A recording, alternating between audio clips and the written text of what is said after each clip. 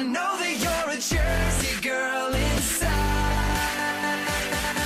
4 a.m. at a diner, stop singing, living on a prayer. I'm thinking maybe you're a Jersey girl with all those highlights in your hair.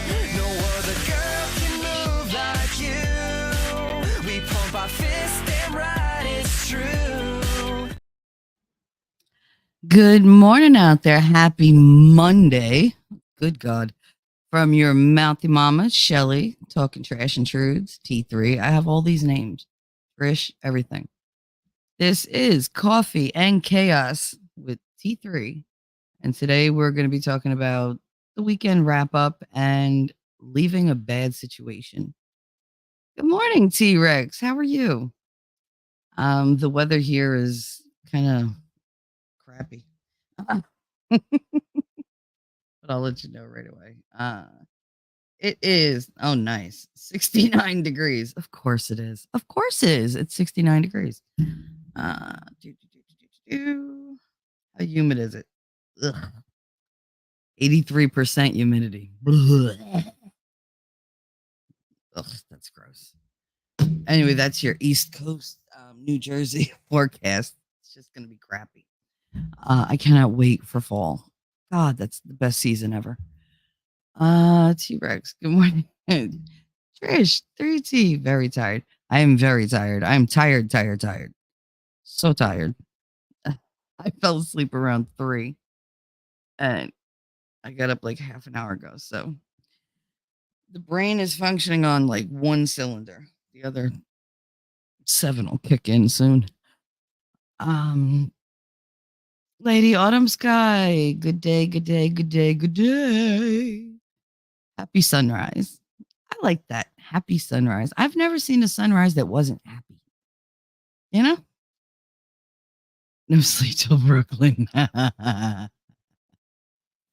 I'm going to let you know. Okay, so today is August 28th. It's 8:02 a.m. on the East Coast. I'm coming at you from Hoboken, New Jersey, the birthplace of Frank Sinatra.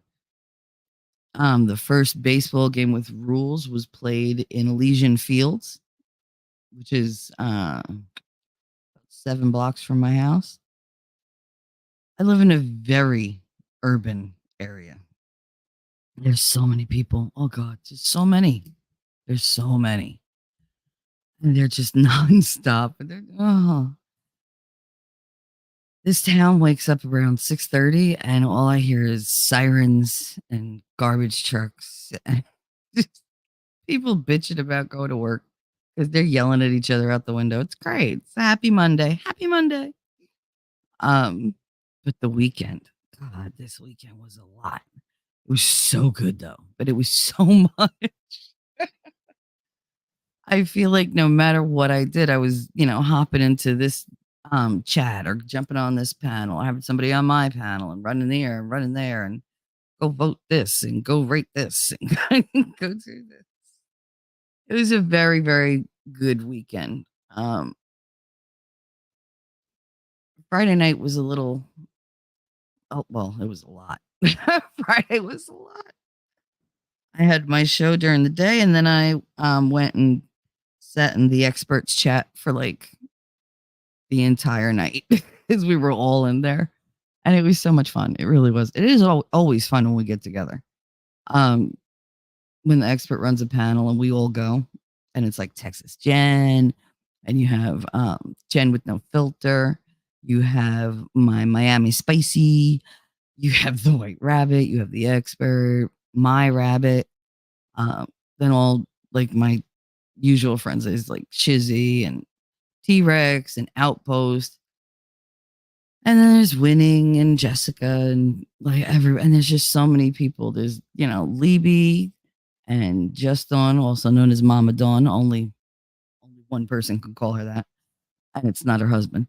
I can't even remember like there's such a group that no matter where I go, I'm going to run into somebody. And it's just, I love it because I just go into a chat and I'm like, hey, and it's like, boom, they're all there.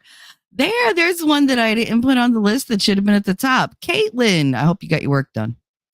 Good morning, good morning, good morning. It's the start of a brand new day. Good morning to you. Grand risings, happy sunrise. Baton Rouge, Louisiana. That's where you're going? That's where you're at. Is that where you're at? T Rex said, I know, right? Streams and panels galore. Who needs rackets anyway? I do. I need rackets. I love my rackets. I love my rackets. I love my lady rackets. They're awesome people. Soulless Ginger. Yes, Soulless Ginger. Mama Dawn. I'm not calling her that. I'm just stating that. That's a fact. I'm trying to find a loophole where I could call her that. I love calling her that. Just because I'm Mama Shell. So it's like, meh. Um, that's where you are. Okay, so you're in Baton Rouge. Do you see like anything that indicates like fires near you? Because they were saying yesterday that there are wildfires in Louisiana, which apparently there are wildfires just popping up everywhere. Who knew? So yeah, Friday night in the experts was it was so good. Shizzy was on panel. Caitlin was on panel. Yamaha was on panel, and you had Volstorm, you had the expert, you had the White Rabbit, you had Dictionary Diva, you had Danielle. It seemed like it was endless. Like people were just cycling in and out, in and out, in and out. And I mean, these are people that some of you don't know, but the majority of people that listen to me know exactly who I'm talking about. And you're not going to find a better group of people. You're really not.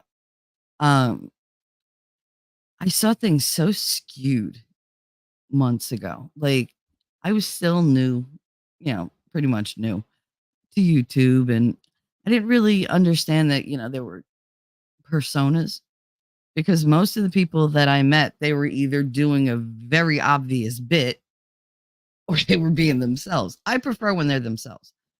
Caitlin, I did 192 and 80% on my 3 quizzes. Oh, that's fantastic. Congratulations. That's very nice. That's a solid, like what, high B? Maybe an A. I don't remember how the grades go for big people. I only know how to grade the little ones anymore. We don't give them letter grades. We're like emerging. It's like, okay. I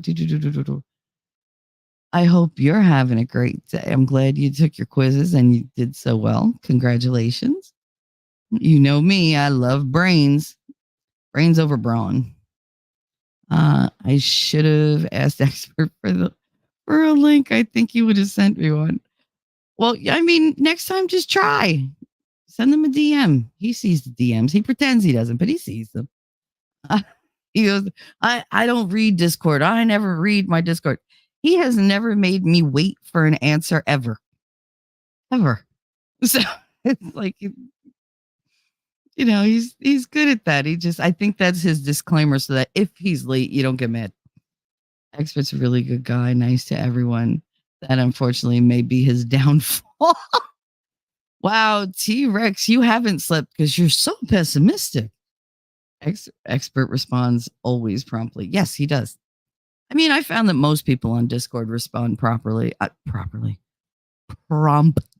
See, here we go with the articulation because my brain, we're up to about 2 cylinders, but I haven't had coffee in 3 days. So anything can happen.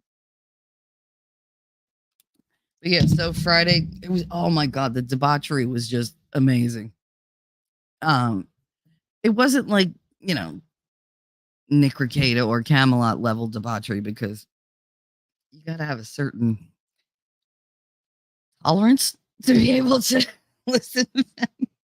I love Nick. I do. Nick is like one of my absolute favorite people in the world. His wife beats him out, but that's all right because he enjoys that I like adore her even more than I adore him. And he's a genuinely wonderful person.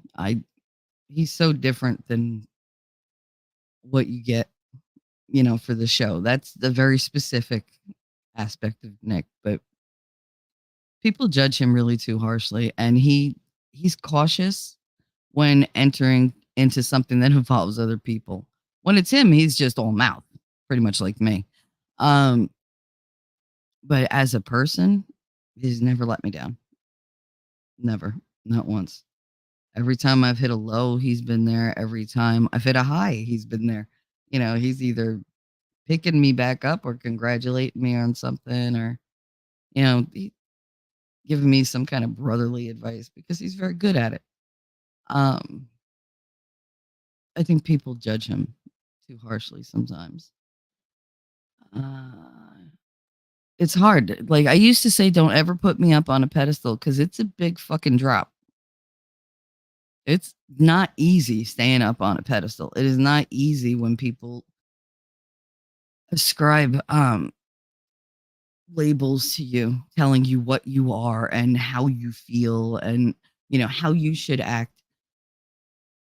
And the thing is, like, the men in my life, none of them, not even T-Rex, really like being told what to do. They like to be in the discussion. If you have an issue, you can bring it to them and they'll either say, "Oh, yeah, well, maybe I'll think about it," or they'll tell you to go screw. So it's like either one. But I tend to be around a lot of strong-willed, strong personalitied men, men with quirks and men with purpose. And all that put together, it could drive you a little crazy. But God, I love being in that energy. I'm so different than I was like 3 months ago. I'm hardly ever angry. Um, we talk about things as a group and everything else, and we break off into little pairs all the time, and it's never the same, and it's always like we mingle. But one thing that I've seen that has cropped up is not just on YouTube, but like just in general. You see it on the news, you see it in TV shows and everything. And it's people being stuck in a very bad situation and they either don't know it or they can't get out of it. And or they don't know how. And I remember that feeling. I've done that many times in my life where having a big heart gets you in trouble. It gets you put into situations where you're not first in your own life. You find yourself feeling guilty for not running to be with somebody and basically just to be their shadow because you don't serve a goddamn purpose. It's you're just there so that they feel better, so that they have you there because that's what they want. And I've been in relationships like that. I've been with guys who were super controlling and hair trigger temper, but everybody thought they were like fabulous. Uh, my ex, the redhead, the soulless one. Oh God, I really wish I would have known that information before because calling him the soulless one instead of by his name is so much more accurate. Um, he he's loved by like everybody that's like ever crossed his path. He's the salt of the earth. He's so fucking wonderful. He's got such an even temperament. Oh, good-hearted slob. He gives you the shirt off his back. He's a bleeding heart. What a swell guy. That's all I fucking hear about him. I sit there going, yeah, oh, yeah, maybe to you. But, he's isolating and controlling and psychologically and emotionally abusive. And, like he plays games with affection and, he withholds affection to punish you. And, he goes behind your back and like, goes and does things and tells you that, if you're suspicious, you're overthinking things, Michelle, and da da da da. Like he was that type. So like I was stuck there because everybody's like, "You're so lucky." Yeah, it's real lucky. Real lucky because Before him, I had tons of friends. I went out all the time. I had fun. I dated. I fucked around if I felt like it. It was like whatever I wanted to do. And there he was, just being this, I don't know, monument to like the old neighborhood, like somebody that they just, you remember from back in the day and blah, blah, blah. Yeah, I remember. And guess what? People change. But he was still an asshole then. And he's an asshole now. So I don't really see where he had any personal growth unless he just grew into a bigger asshole. That's pretty much it. But with him, I couldn't get out. He would show up at my job. He would show up at the bus stop where I got off from work. He was always there. If I walked through the park, I'd hear my name and I'd like look up, there he was. Everywhere I went, even on my lunch hour. If I went for a walk during my lunch hour, here he's coming like straight at me. I'm like, why are you here? Why are you not at work? Go away. And he wouldn't. He just would not. And even when I didn't see him physically, it was the DMs and the text messages and the phone calls and like, where are you? What are you doing? Knocking on my door. It was like, like I don't feel good. And then when I asked that, the only way I got away from him was I started making the times that we spoke further and further and further apart. Like if he would text me, I'm in the middle of something, I'll call you right back. I promise. And then not call him back because he doesn't expect me to call back. He'll bitch about it the next time, but right now he don't. It's like whatever. And just being with him was so stifling that when I got away, I was heartbroken, but there was such a sense of relief because even though I was completely in love with him when we got together, like a couple months in, he changed so much. And it started with like the little things that, yeah, that's a nice blouse. I mean, not on you. It would look better on somebody else. I like you in a different kind of blouse. Thanks. So you're basically saying you like the shirt, but not me in it. Like go screw. Stupid little things. Oh, we're gonna go to dinner tonight. Do you have any money? Because I mean, I know I always pay. Okay. Do you need money? Well, yeah, but no, I don't. But you should pay. I should pay. Okay. So I would pay for both of us. And it was like, I'm not sure I like this. And it got to the point where I was always paying for like the last 2, 3 months because we were together like a year and a half that I would pay for everything. And I was like, what the fuck is this? Because when he paid, I always bought like the cheapest thing I could. I'm not that girl who goes, oh yeah, I'll have the surf and turf and then like 4 desserts and give me all this and then drinks galore. I didn't drink when we went out except like a soda because it's ridiculously expensive.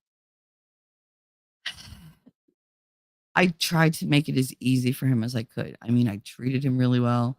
I'd bake him a fucking cake whenever he wanted one. Sometimes when he didn't even ask for one, I just bake him a cake because sweets are his thing. And it's just, I just gave and gave and gave and gave. And he took and took and took. And he just made sure that the walls around me they were circling. They're building in a circle, going further and further out, and nobody could get to me to the point where I was just sitting on my bed for like a month and the phone didn't ring. At the time, my beeper didn't go off. It was so much. And I felt so alone.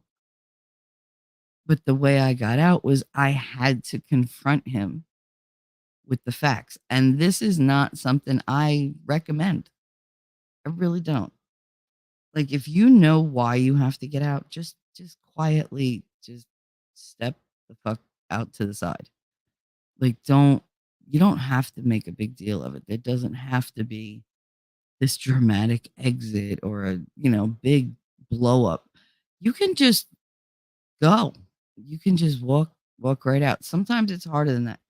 The part about leaving a bad situation, I don't want to talk about the physical. I want to talk about how you emotionally prepare yourself to get the hell out. And I talked for quite a bit. So let me see if what's going on in chat real quick. 'Cause I can barely see. My eyes are so blurry. He's just a really good guy. I know that I did that. Uh T-Rex says the expert responds promptly. I don't. I don't have notifications turned on. Sometimes things get forgotten. Text me if you really need me. Hey, fuck you. How are you? Fuck you. Uh, Rackets is a very lovable asshole, like me and Junior. Well, I mean, yeah, most of the people I know are assholes. I mean, you kind of got to be. Nah, don't tell me what to do. Demand something from me and you get told off. Cough, cough, cough. Paisley cough. Paisley. Da da da da da. I'm sick. Sorry. Yeah, I'd be sick of it too. Time for Mama to preach. Yep, that's me. Cough right here. Cough. That was my favorite part about Tim Allen's Home Improvement when he went like all the fucking noises he made from one nonverbal communicator to another. Yeah, my nonverbals are they say so much more than words. Hey, just because I have a soul doesn't mean I don't have feelings. Hey, for all the good guys, could be wait for all good guys could be cult leaders. In actuality, they're evil. Okay, like I said, my let me see if I find my glasses because this is. I feel like my grandmother. Like my mother called the other day, and I didn't have my contacts in because my eyes hurt so bad, and I was like, "Wait, hold on, let me get my glasses so I can hear you." And like I stopped for a minute, and I was like, "God damn it!" Like that's what my grandmother used to say. I was like, "I'm not gonna do it," but then I couldn't hear her, so I had to put my glasses on. She was like, "How does that help?" I don't know, Ma. It just does. Let's see. My mother. I was actually thinking of bringing my mother on one morning for like a little tete-a-tete so you guys could experience her. ah, when my mother talks, she talks like Michelle. Michelle, what are you doing, Michelle? Michelle, I don't even want to hear it, Michelle. Don't even say it. Don't even open your mouth. Like, all right, Ma. Like, you think my accent's thick now? Oh, for fuck's sake. When I talk to my mother, you hear it? My mother? Like she kills me. She just kills me. I can't with her. Hey, just in case I was old, doesn't mean I don't have feelings, blah blah blah. Yeah, they all good guys. Uh could they're all good guy could be cult leaders. In actuality, they're evil. Okay. Just because I have another redhead. Fuck you, you're a redhead? Ooh. I do love redheads. They drive me insane, but I do love redheads. I like blondes. I love brunettes. I have just such a terrible history with blondes. God. I mean, I fucking married one. That didn't turn out well, did it? I know my brain is kicking in. Let's see. Just check it out, y'all. Uh, what a good bloke. T-Rex. We think we love our abusers. And that's the thing. When you're isolated and you only have that one person, they become your everything because that's what they want. They want to own your entire day. They want to own all your nights. They want to own your thoughts, your ideas, your talents, your happiness. They definitely want to own your happiness because they're incapable of being happy on their own. Absolutely incapable of it. You don't even have to take anything with God, my eyes. With Uno bag, no purse. I only take the dog. Oh yeah, there's no way I'd ever leave an animal behind. Jesus. I'm just happy to leave the other person behind. Ugh. God damn it, why can't I read? Ugh, she wants me to meet up with her in Florida. I don't know. I mean, maybe. What's with the maybe? You didn't like, dude, you didn't seal the deal the first time. I get that she was super drunk, but you should have gotten consent before she was super drunk. Uh, I mean, I just give you shit about it. I respect the hell out of the fact that you didn't do anything. I couldn't even dress after cops got mine. He told me what to wear. Yeah. Mhm. I just want someone who likes to talk as much as I do. Hey, nerd, are you still single?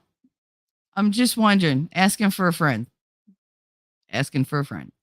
Doo, doo, doo, doo, doo, doo, doo. I mean, you two get along really well. You have so much in common. You know, you like the same things. You should date a friend. That's what you should do.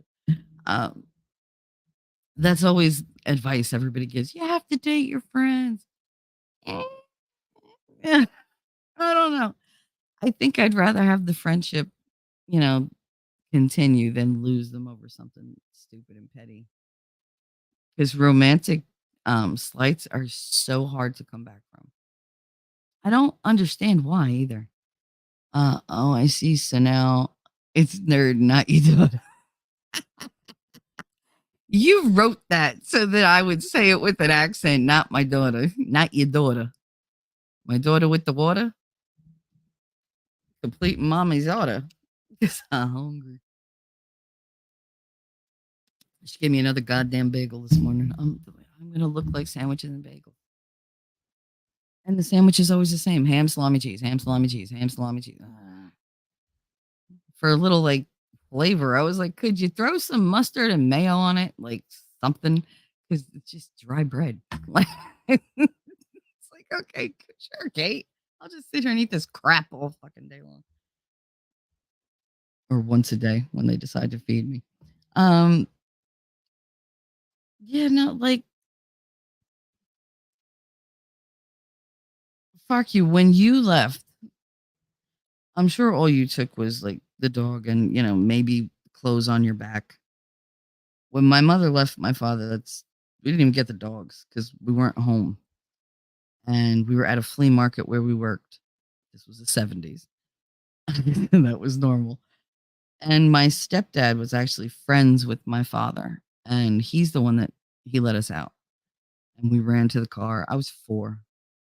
And I remember being lookout in the back seat, looking out the back window, making sure my father's van wasn't behind us, making sure there were no motorcycles from the motorcycle club that, we were friends with. It was it was this blind panic when we ran. I don't think she even remembers um the drive. I really don't. I remember her just pulling onto the gas station property, grabbing my hand and like jetting out of the car and up the stairs and into my grandmother's house.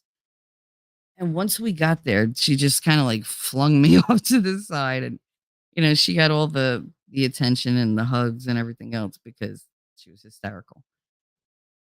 She left the car on with the door open. My grandfather ran out and like shut everything down. He reparked it first because this one was like all crooked. I don't think she even contemplated. It was like get to mommy, get to mommy, get to mommy. Um, it was scary because he would show up and demand we go with him. He showed up and I mean, like I said, I was 4. He pulled up in front of the gas station and he was arguing with my uncle and my grandfather. My grandfather was suspicious. So, he was sitting there arguing and yelling and whatever, but in the car with the everything locked.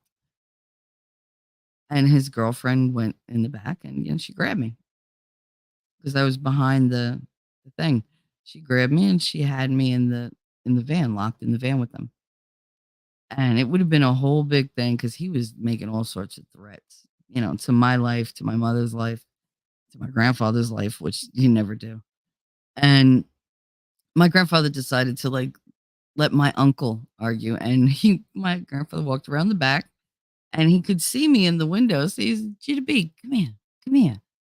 And I remember going because I remember him pointing at the door lock knob because we used to have the kind that you pull up. And he was like, pull it up, pull it up. I'm 4, I'm little. And I'm trying and trying. And I got it and nobody heard it because they were busy yelling. And he just opened the door, took me out, closed the door, nice and gentle. Nobody heard. And my uncle was like, yeah, fine, go ahead, take off. And my father races off with his girlfriend, thinking I'm in the back. And I wasn't. I was very safely ensconced in my grandfather's arms. But it was a whole thing. I mean, you don't, how many people could say, yeah, my father tried to kidnap me a couple times when I was little? What kind of life is that? My mother ran. She never looked back. I slowly pull away. I slowly stop talking. I slowly stop texting. I don't show up at functions. I don't socialize. I'm I'm sleepy. I'm busy. Anything I could to make my time my own again, I did. And every single relationship where I left, they turned around and talked so much shit and I just kept quiet. I kept quiet. I don't care if people call me a liar. I know I'm not one. I don't care if they call me a whore. I know I'm not one. I don't care if they call me a backstabbing devil.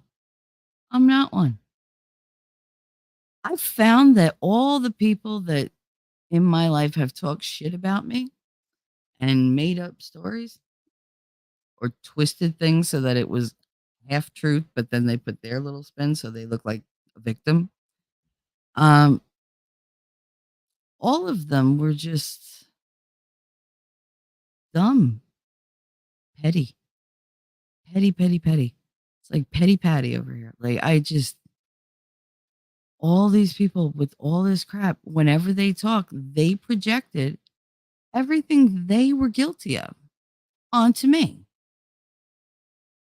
When you're already suffering under somebody else's oppression, somebody else's control, when you didn't sign up for that, you kind of, it just slowly happened.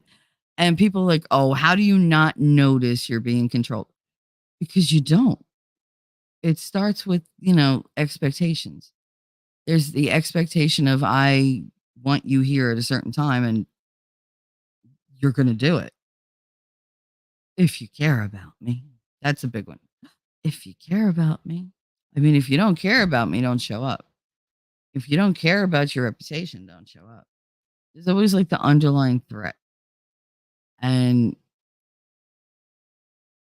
everything that I went through was worth it. It made me more resilient. It made me not more confident per se, but confident that I could be on my own.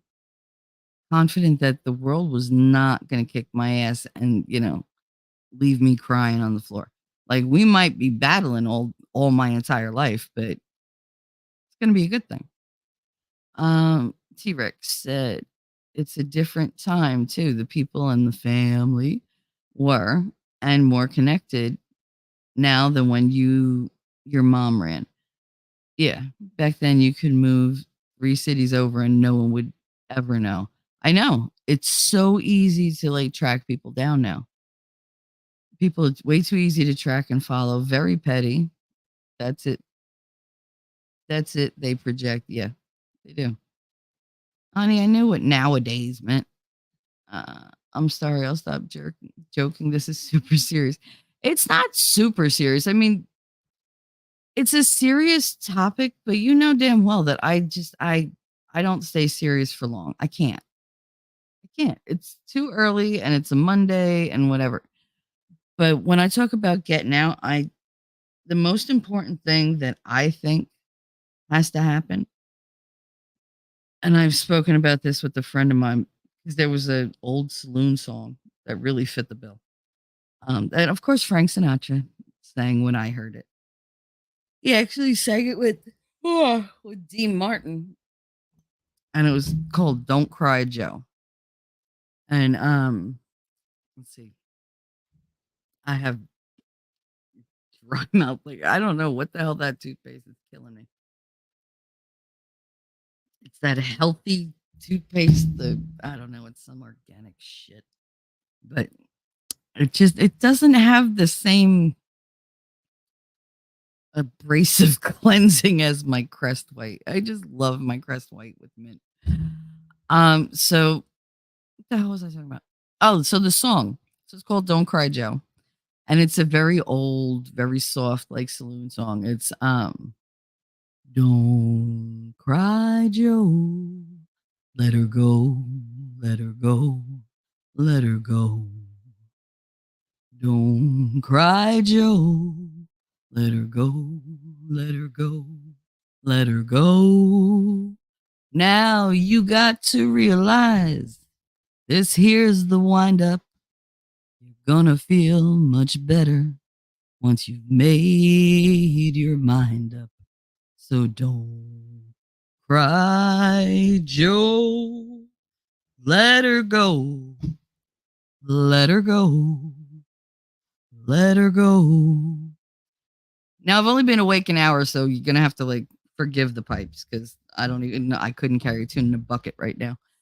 But that song, that lyric has stuck with me since I'm probably about 27, 28, because it just always stuck in my mind. Like, once you make your mind, you're gonna feel much better once you make your mind up.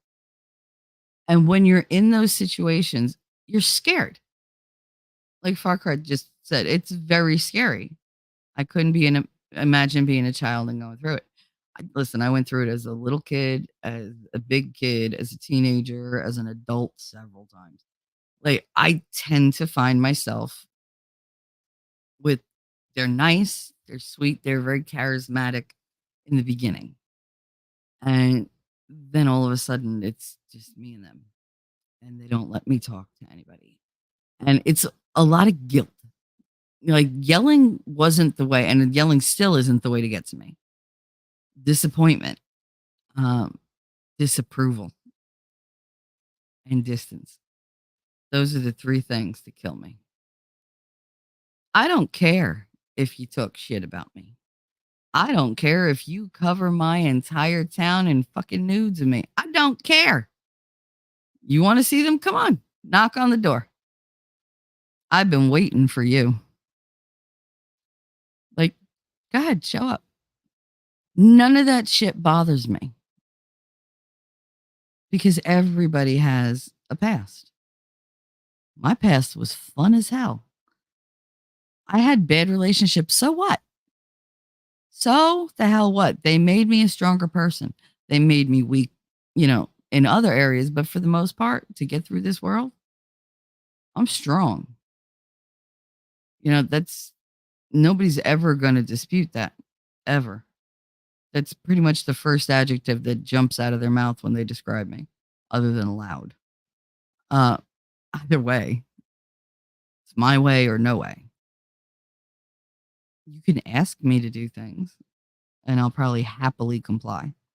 But no, don't tell me what to do. Unless, of course, that's the dynamic that we've established. Like, I've been in dom sub relationships that were kinder to me than normal relationships.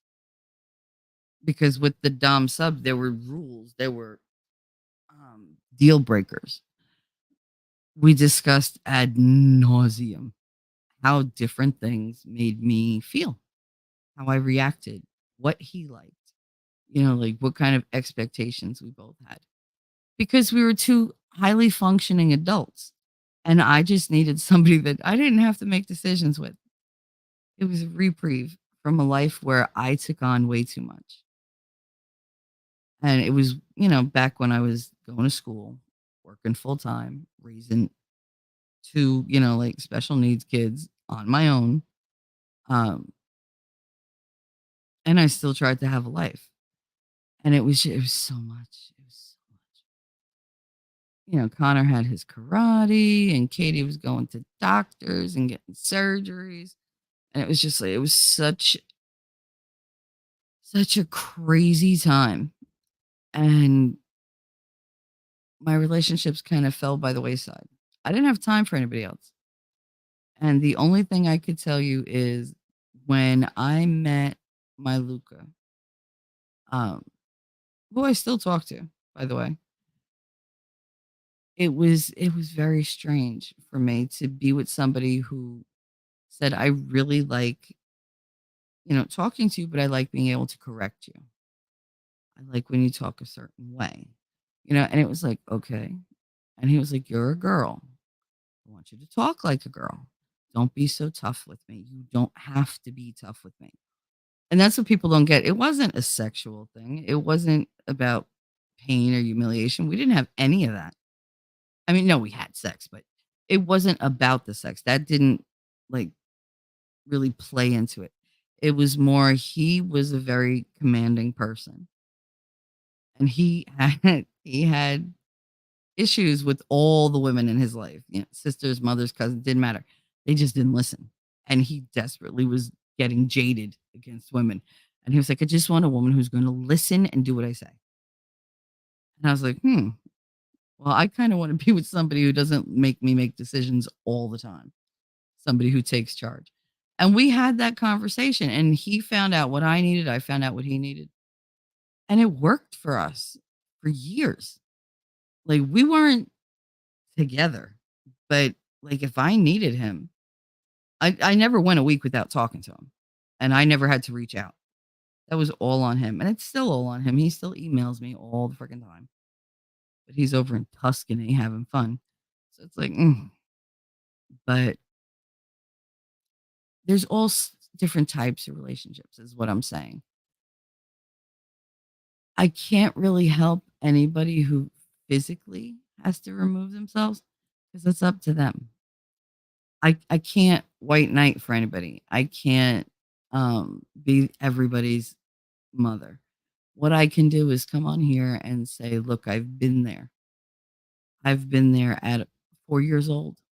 I've been there at 9 years old. I have been there at 13 and 15 and 19, 21, 24, 29. And then I just wouldn't allow it anymore. And the last time it happened, yeah, it was a lot more recent, but it didn't hurt any less. I've just gotten to the point in my life where I can walk away from one, two, three, four, five, whatever people, however many you want to throw in there. You want to be a dick to me? I'm going to walk away from you. I give you loyalty and you give me bullshit. I give you honesty and I get a knife in the back. I get rumors spread around about me. I get people lying and saying, oh, well, she said that. I never said that. Show me. I dare you.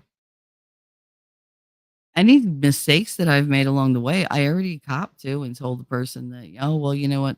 I remember this happened, and that happened and whatever.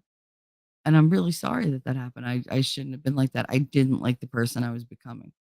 And that's what they do. Psychologically, they control you, but then they change you. And you don't even notice. You don't notice that you're going every day a little more aggravated.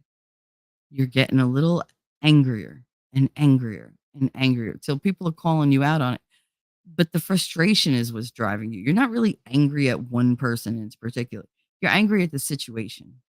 You're angry with yourself for getting yourself into it. Where the hell is my I need like bear with me guys because I don't know what happened to any of my stuff. George Carlin, help me. Where's my stuff? I really, really want my damn lip balm and I can't fucking find it. It's so frustrating, isn't it? When you know something's supposed to be somewhere and then it's just not there. And it's like, who took it?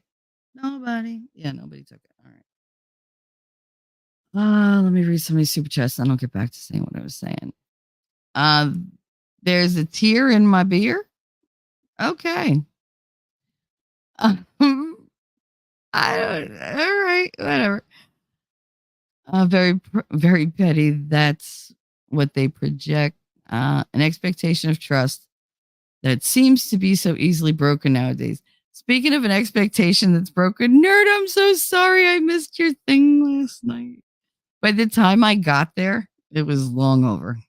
And I'm so sorry because I ran late and then I was talking to like Jessica and I'm talking to Winning. And then Winning went on V Radio and he went and did that. And I had to do all the audio to get it to my Spotify and like I had to change the entire description because y'all were there.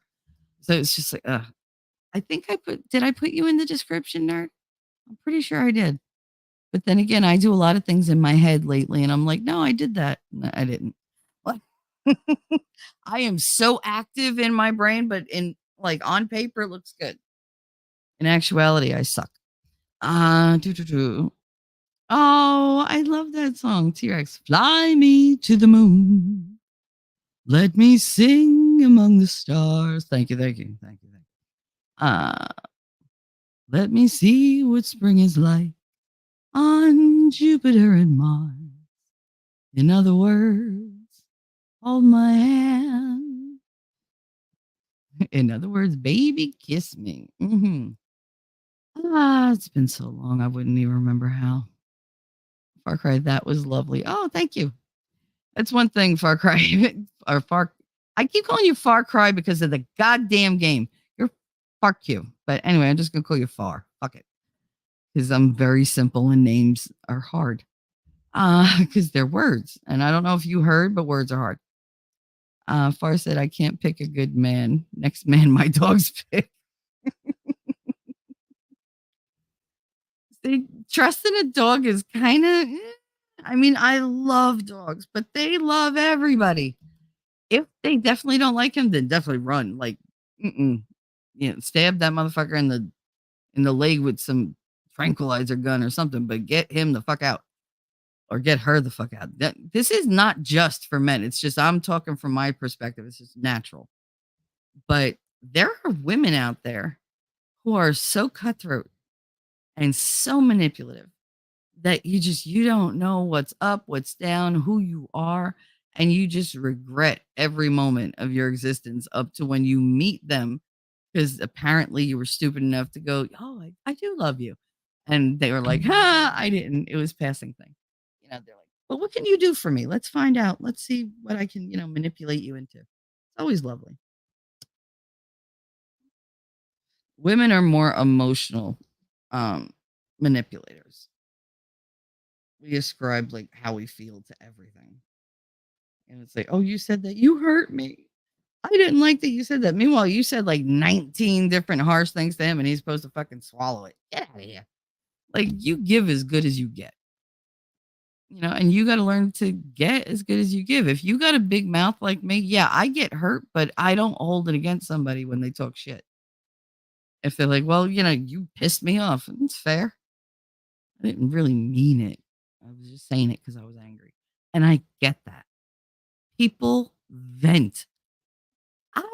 This is such a weird thing because they're like, "Oh, you're so mad, you're going off." Nobody does that. We literally sit here at our computers searching for lawyers we know are ranty because we like it. We like seeing somebody full of passion, full of fire, whether they're mad, happy, just very, very principled. It doesn't matter.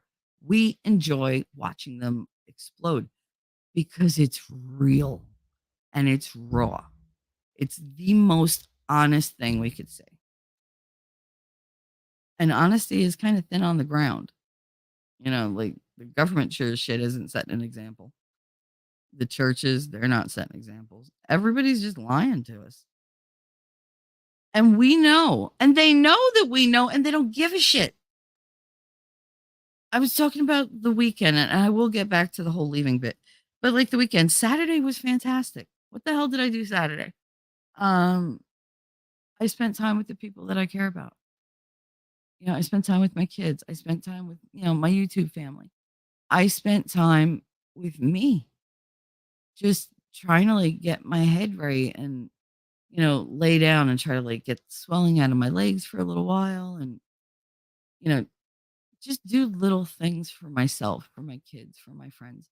going to streams, listening to people's problems, listening, you know, to their ideas, trying to be the person that they can just talk to and not be afraid that I'm going to run to somebody and tell them. Because even though people pissed me the fuck off and think I told secrets, it wasn't me. It was never me. And I want to take people and just throttle them because they do shit and I get the blame. And it's like, all right, whatever. And then of course some of them turn around, they play both sides, which I fucking hate.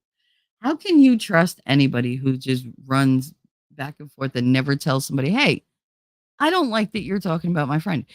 My worry is they're talking like somebody's talking shit about me, but I have a quote unquote friend sitting there listening to it and not saying a goddamn word. I get that certain people don't like to draw fire, but like at some point you got to stand up. And I'm not talking about one person like in particular. Before some poor soul goes, "Oh my god, that shoe fits," and they fucking lace it and wear it. Um, Before any of that happens, it's not just one person. It's not just on the internet. It's in real life too. It's just everywhere. It's blatant. And when did loyalty become so cheap, like and flimsy? Where I come from, like the people, the attitude I come from, we could hate each other till the day we die. But if somebody was to come at us, we stand arm in arm. You deal with one, you fuck with me, you fuck with everybody. You fuck with one of my friends, you fuck with all her friends. And heaven help the family. Um, I don't know. It's so bizarre to me that people were willing to just throw you away. Relationships take so much time to build. You give so much of yourself. You invest your time, you invest your money, you invest you invest your trust and your respect, and you try to give all the good things you can, and then you turn around and get smacked in the face and kicked in the nuts. And I don't even have nuts, but I'm pretty sure I know what it feels like when your stomach rises up into your throat and all you want to do is just vomit and gasp. That's all you want to do and clutch a whole bunch of stuff. I heard the best way to call someone stupid earlier. You couldn't figure out how to empty a bucket, even if the instructions were written on the bottom. That's a good one, actually. It took me a minute to like run it through my head, but that was a good one once I figured it out. Um, I'm not stupid. I'm just tired. Dom sub relationships are almost always very fulfilling. They are because you literally go over every single detail of what you can and cannot tolerate and what you want and what you need. That's the Dom's job to provide for the sub what they need. That's their job to provide. A sub's job is to obey. Don't think, just trust me and do it. Because the Dom is going to keep you safe. He's not going to humiliate you. He's not going to ask for too much of you. He's going to ask you to do things that are freeing for you, things that you don't have to think about anymore. You're just going to go do them because somebody told you, well, the person you trust told you, here, go do this. Be a good girl. Go do this. Be a good boy. You're such a good boy. Like the wording differs from person to person, and that's what they do. You work out the details. And it's not usually sexual. It's really not. There are some people who need to control and they know that. And they need to provide. They need to feel like they're in charge. And to provide that is a wonderful thing. You're giving someone what they need. How often do people give you what you actually need?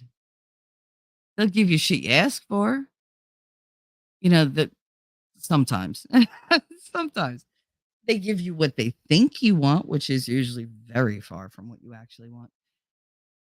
But they don't meet your needs. They don't say, "What do you need?" They say, "What do you want?" Well, I could want a lot of things. That's not going to help me. The need. The need is the important part. Hello, T-Rex, Rabbit. Hello, Rabbit. I love Rabbit. You cannot. It's a decision only the abused can make. Well, I've done the white knight thing once. Don't. Just don't.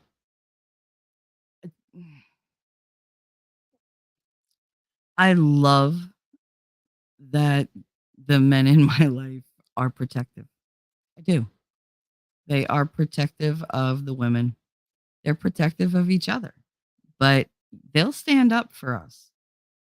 They'll speak up. They'll make sure that we're safe when we're standing up for ourselves. Put it that way. And the men in my life know that I don't need them to step up and speak for me. I think they're kind of proud that I'll speak for my damn self. I will make up my own mind. And no matter what, I'm not going to hold anybody else to my actions. If I leave by myself. If you come with me, then that's great. You come with me, but you could always go back. You could, be with both sides, whatever. Doesn't matter. I respect all my friends and family enough to know that they can be friends with whoever they want. I'm never going to dictate that. I'm never going to give them a hard time for that. I'm friends with people I shouldn't be. Why? Because I love them, because they matter to me.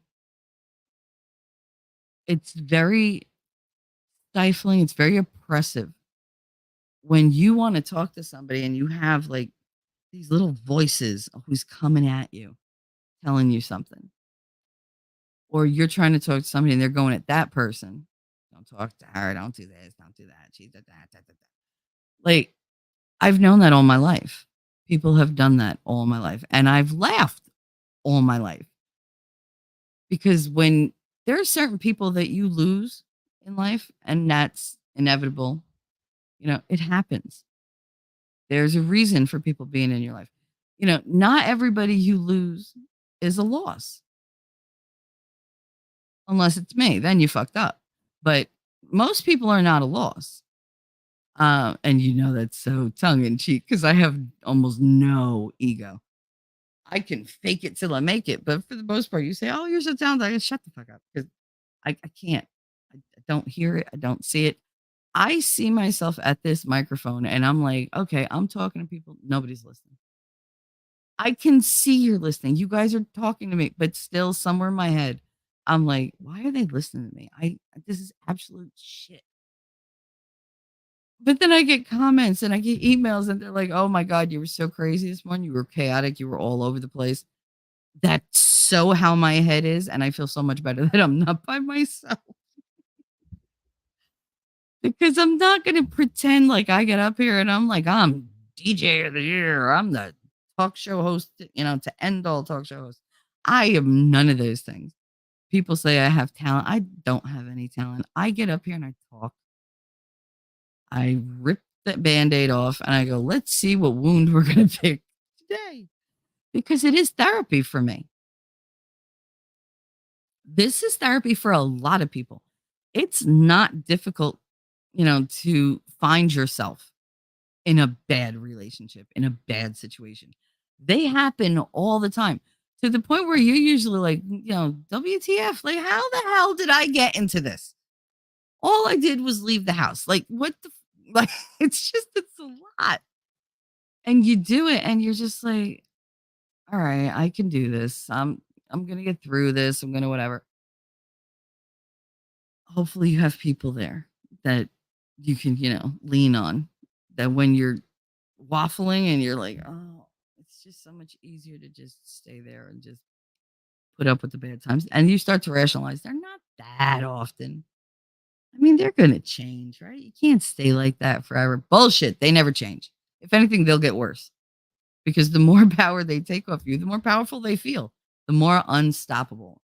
And the things that are unstoppable never change. Oh my God. Gutter ball. Anybody ever play that elf bowling? It's a slight squirrel in my head. My son used to play elf bowling where you had to like hit the space bar to, roll the ball, and then it would like roll over all these little elves. They were so cute. They would like moon you. They like take down their pants, smack their ass. Um, they would talk back to Santa, like, "Hey Santa, you fat fuck." Like it was hilarious. Like, "I quit. You suck. Christmas sucks. No more Christmas. No more Christmas." It was too funny. And when you got a gutter ball, he would make fun of you. He'd gutter ball. It was just so annoying the way they said it. And my son loved it and hates headphones. So that's all I heard for like easily 2, 3 months. Gutter ball. Just like whatever. He even learned how to hit the deer in the bowling alley game. Because if you got to like a certain score, deer appeared. And if they got in the alley, like the bowling, whatever, that the strip where you throw the ball and it hits the things at the end. The alley, the bowling alley. It would step into the bowling alley and you could hit it with the bowling ball and kill it. It was so funny. But he figured that out. I didn't know it could do that. T-Rex, I'm gonna start that one over. I've done the white knight thing once. It caused me to lose all my friends, and she still went back to the ass. Yep, that happens. Um, my life fell apart, but I do feel good about trying to help her. Absolutely. You can only help and talk so much before people need to decide for themselves. And unfortunately, she didn't, and now she's stuck, but I can't be there for her anymore because it hurts too much. Yeah, no, I think a lot of us have been there. A lot of us. It's it's so demoralizing when you see somebody that you loved and you're like, I loved you to such a degree, and you used that and you turned on me, and you abandoned me for this? Really? Like this cheap ass, low rent, ratchet shit. You went and that's what you picked? Okay. Like, because you can't understand. Like, you have quality in me. Yeah, I'm just speaking in general. You have quality in me. Why would you give that up for crap and then exalt the crap? What are you trying to like pretend that this horrible decision was a good one? Because you can't turn shit into a fucking ice cream cone. It's just not going to happen. It's just not going to happen. Can't turn a hoe into a housewife. Can't turn a man whore into a husband either. Because if he wants to fuck around, you could turn him into a husband, but don't pretend like you're the only one he's fucking. Like, don't go there. I love when they take man whores and they're like, he settled down. Sure, he did. Sure. He couldn't walk past the vagina without sticking something in it before, and now you think he's what, angelic? Funny. Um, most people just call me for just all these things are so separate. Oh, I put you in the description, nerd. Thank you very much. My brain is good for nothing lately. Most people just call me for. I'm looking for the next one. They call you for what? Rabbit said I went to bed at 2:45. Oh, we went to bed at the same time. I got up at 4:30. Did chores. We did not get up at the same time. Uh, I might fall asleep. Woman, go to sleep. I love you. There is nothing I need for you here other than moderation. And you don't even have to do that because T Rex has a thing. Please lay down. You could listen to me bitch and moan from your bed. Don't make us worry. Please don't push yourself. You need sleep. And I'm not putting out links or anything like that today. I'm good. Okay? Rabbit, please lay down and go to sleep. Trust me, when I hang up here, I always say that. I miss hanging up a phone, but like it's just not satisfying anymore. But when I switch off here, that's better. I'm going back to bed. Now, will people let me sleep? That's that's a roll of the dice. But no, yeah, I'm going right to bed after I finish this because like fuck that. Be careful who you vent to, it'll be thrown back in your face. That is a very good point, nerd. One of the things you have to navigate is you have to, when you're in a conflict in a very bad situation, you have to look around you and see who's there. And do me a favor, observe them. Be yourself, but observe them. Are they more on, your friend than the other person? Are they trustworthy? The less people you trust with your thoughts and what's actually going on, the better. Because nobody's going to help. Most likely they're going to, somehow the person will find out about it. I know a lot of people who are like, I just want to listen. And then they get all like full of piss and vinegar and they're like, I'm going to confront them. Why? Why? Why would you do that? Like, don't do that because you're going to get me in trouble. What? Because I was talking about them because I needed to talk to somebody about them. Like, it's like, come on. I can't keep everything. And then most people have to bite their tongue. I always have to bite my tongue because it's like, I don't want to fight. And little itty bitty arguments, little stupid petty differences of opinion at that can cause huge rifts that affect dozens and dozens of people. And it's not worth it. It's not worth it to stick around and try to mend things. It's those situations you got to just walk away. You have to for your own sanity. Lately, I have had so many less ups and downs. I'm much more even keel. I'm not as apathetic. I feel seen. In the words of a very good friend of mine, I feel seen, I feel loved, and I feel held, which is something that I was denied for a very long time. But I feel that now.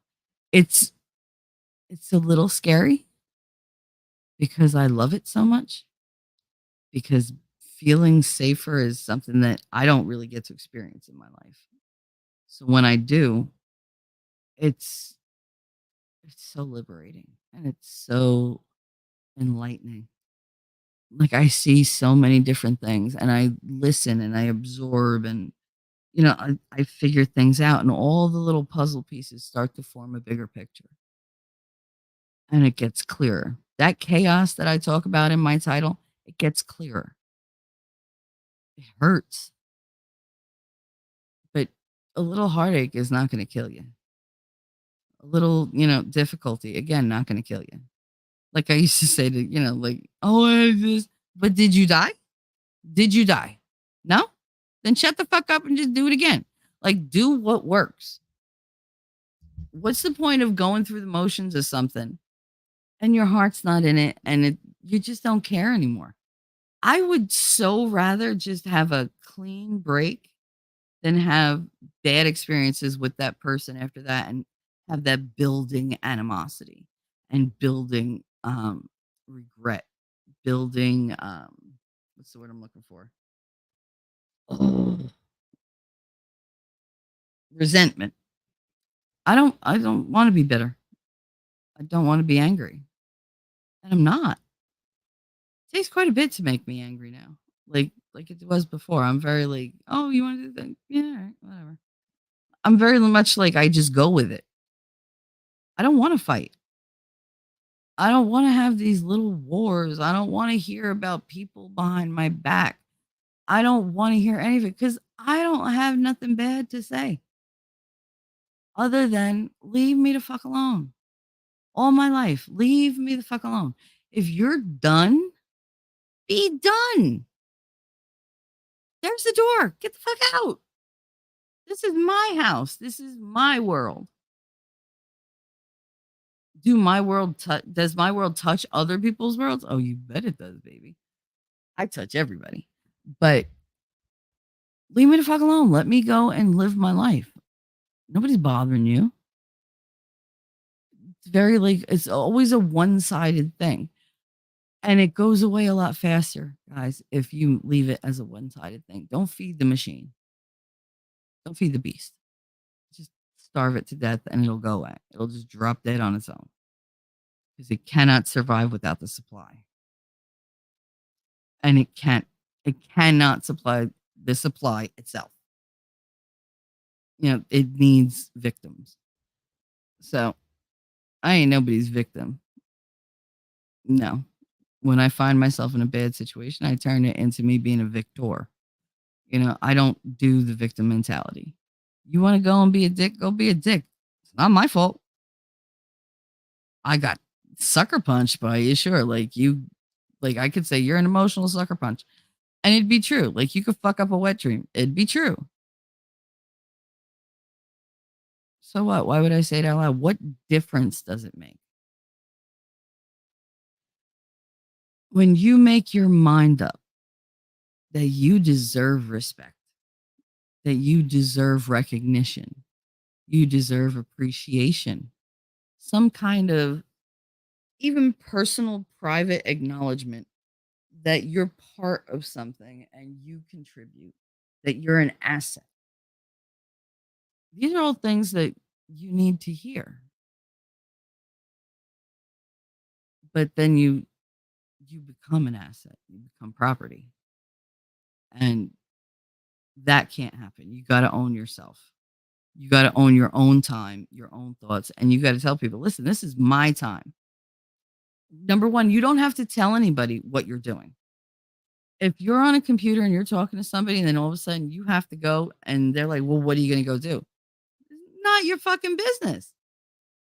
Don't feel guilty. Be like, I got to go do something. I'll be back later. Or I'll see you tomorrow or whatever. And people need to be like content with that. They really do. Like they're like, oh, well, you're just going to sit at the computer. No, I do a lot of things at this computer. I don't always have time to like sit there and, do whatever everybody else wants to do.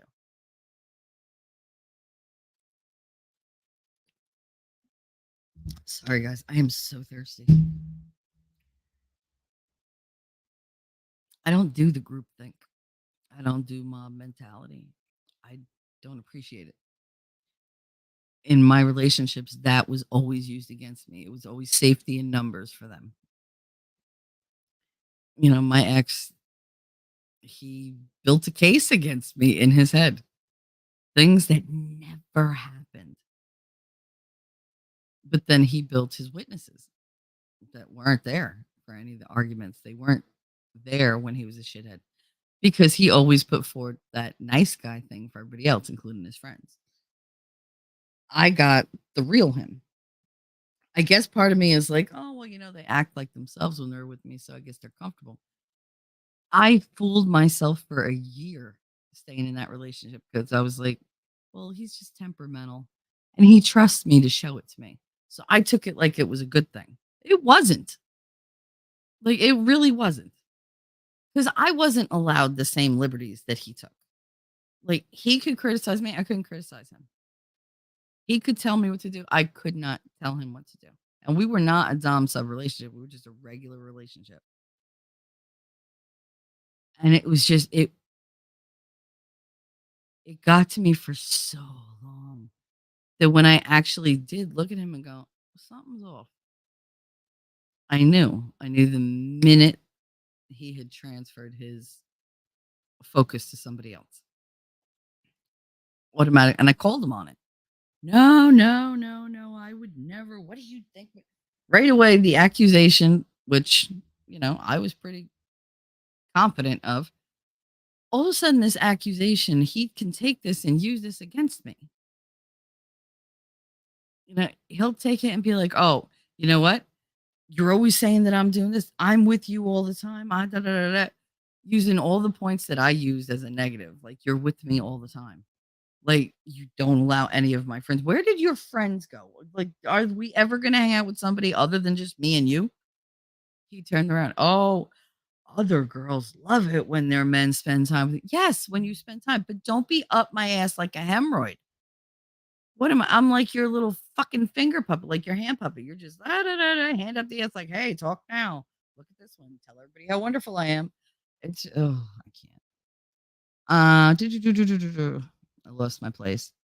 Do do. help and talk so much before people need to decide for themselves. And unfortunately, she didn't. And now she's stuck. Yeah, I know. I put him in the description. Rabbit said she'll be listening. Thank you, Rabbit. Lay down. I love you. Modding 2 channels currently. You don't have to mod this one. Nope. Nope. Because 1, I don't care what they say. It's fine. 2, I really want you to rest, honey. Please. No links. Don't do any of that. T-Rex will do it. He's fine. They're mods. Outpost is a mod. T-Rex is a mod. They can do it. It's about time they did something. Jeez. They just lounge around like little lizards. Not lot lizards. Little lizards just lounging around, basking in the eternal sunshine of my optimism. Okay. At least I did that with a straight face. I didn't think I could. Outpost so true. People use it against you later. Yep. They really do. They really do. You're trying to be a nice person and they turn around and they're like, oh, she said this, she did that, he said this, he said that. And it's like, where are you getting this shit from? Like, yeah, if I tell you something in confidence, I expect it to stay that way. The same way when people tell me something in confidence, even if I don't like you, it stays that way. But people forget how often they bullshit talk to everybody. And they're like, oh, I told Shelly. You told like Shelly in front of 10 people. Like, I told you, shut up. No, you said I've had it done on air where I'm like, it's in this video. Here's the timestamp. Nope, that never happened. And you wonder, you're like, oh my God, am I crazy? Am I crazy? Is it me? And they'll be the first one to be like, yeah, it's you. You're a psycho. You're a sociopath. You're this, you're that, blah, blah, blah, blah, blah, blah. I've had all the tests. I don't have any of those disorders. I don't have any disorders other than depression and anxiety. I have almost every form of those 2, but you know, that's me. I don't even have like bipolar disorder, which you would think I would, but no. I'm still crossing my fingers for that schizophrenia because, my father had it. So we'll see. I highly doubt it. My mind is so much better than his, even with the fucking bacteria eating away at it and trying to kill me. T-Rex, are you in the younger bracket? T-Rex, are you younger? Are you? Let's see what he says. Wait a minute, Outpost. It was the boomers where trust was lost. Well, I mean, if you look at my generation, Gen X, we weren't raised. God, we were raised like animals because we had to raise ourselves or each other. If you fucked up in the afternoon, you went and found a friend and you figured out what the hell to do. As soon as I started living with my mother when I was 13, I became a latchkey kid because she was never there. And then she was, she had the new boyfriend who was now her husband. My mother doesn't window shop. She goes, you, and then they just get married and that's it. The first one she divorced, the second one died, and the third one's still kicking. He's still here. It's just like, oh, okay. Shocked the shit out of me because whatever. For our age, I'm 27, 1996, last year of millennials. He's 27. This is his first year as an adult. And don't argue with me. You're not an adult till you're 27 because you can still go to a pediatrician until you are fully through your 26th year. My mom used to say, you can want in one hand and we in the other and see which comes first. I've heard many, many variations of that. Shit in one hand, want in the other, and tell me which one fills up first. Lady Autumn at Outpost Nerd. Now I have that song stuck in my head. There's a tear in my beer because I'm crying for you, dear. You're on my lonely mind. Aw. I don't know that song. Oh, my eyes are so blurry. It's so hard to read. T-Rex, you're younger than all my kids. I gotta move this laptop like literally up to my face because I can't see shit. Is that better? Nope. That's not. Let me get my glasses now. Now that it's closer, I just sometimes you wear glasses when it's really up close. If you go an inch further away, then the glasses are useless. It's like, come on. Oh, there we go. Hello, Lady Autumn, Far Cry. Who else is here? Hey, Rabbit. Far. I'm gonna continue to call you Far Cry because that's what's stuck in my head. So that's your nickname now. You're Far Cry. Kind of like Farquad, but I know Lord Farquaad, but whatever. You're Farquay. I don't know. Anyway, I know I said it Farq. There you go, fuck you. But no, it's too close to what I normally. We drop our R's in Jersey, so it'd be fuck you. And I know that I'm gonna get spanked for it by YouTube. I say fuck way too much. I had a dog named Reason because I got sick of people telling me things happen to me for a reason. They couldn't give me the reason, so I went and got my own. I think that's amazing. Oh my God. People always tell me that I'm unusual. This is T Rex for a person my age. I don't know. I just try to be a good person. Maybe that's a difference between people my age. Um, Maybe that's the difference. Maybe people my I can't read today. People my age genuinely are only out for themselves and generally don't. Uh, why do these keep? They keep cutting off. Whatever. They generally don't. Whatever. Because I can't read it. T Rex. It's gone. Um. Oh yeah, they do have my sister with was a criminal profiler, and she was fooled by an evil man. He killed her. Oh my God. I'm so sorry. Jesus. T Rex said, Farquhar, that's an epic story. I love that so much. What am I missing? The one about the dog, not the other thing. I'm so sorry. I was like, T Rex, like, did you take an insensitive pill this morning? Jesus. And T Rex, my reason is almost 10 years old now. Aw. I don't know what I'll do when I no longer have a reason. You'll find a new reason, maybe more than one.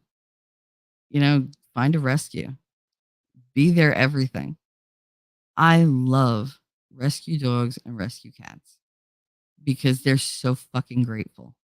They just, oh, they're so happy to have a home and, whatever. That's what I loved about my Kitu because she was 18 years old when they gave her to me. They were just going to put her down. She was a chunky girl. Like that was it. And when I say chunky, I could not lift carrier. Like I went to lift the cat carrier thinking there's a cat inside. What am I picking up? 6 pounds, 8 pounds. So I put little muscle into it, pulled it up harder than I normally would, and it didn't move. And I was like, what'd you put in here? Cement? Like I thought there was a cinder block inside. No, it was just wall to wall cat. Just wall to wall. She was just this giant black fat mouser cat. She was a hunter. And she was miserable and she'd never been around people. She'd never been around other animals. And my cat Sheba was like, "Who are you? Who are you? What you doing? You want to play? You want to come over here? You want to cuddle?" And she was just like, she didn't want to be with nobody. She was like, "Leave me the fuck alone." She went behind a bed for a year. She would only come out at night when I wasn't in the living room so that she could eat. But I had to have everything out here. I had to get her a special litter box because, they all got to be special. So it's like, sure, I'll just bend to your will. And it was amazing.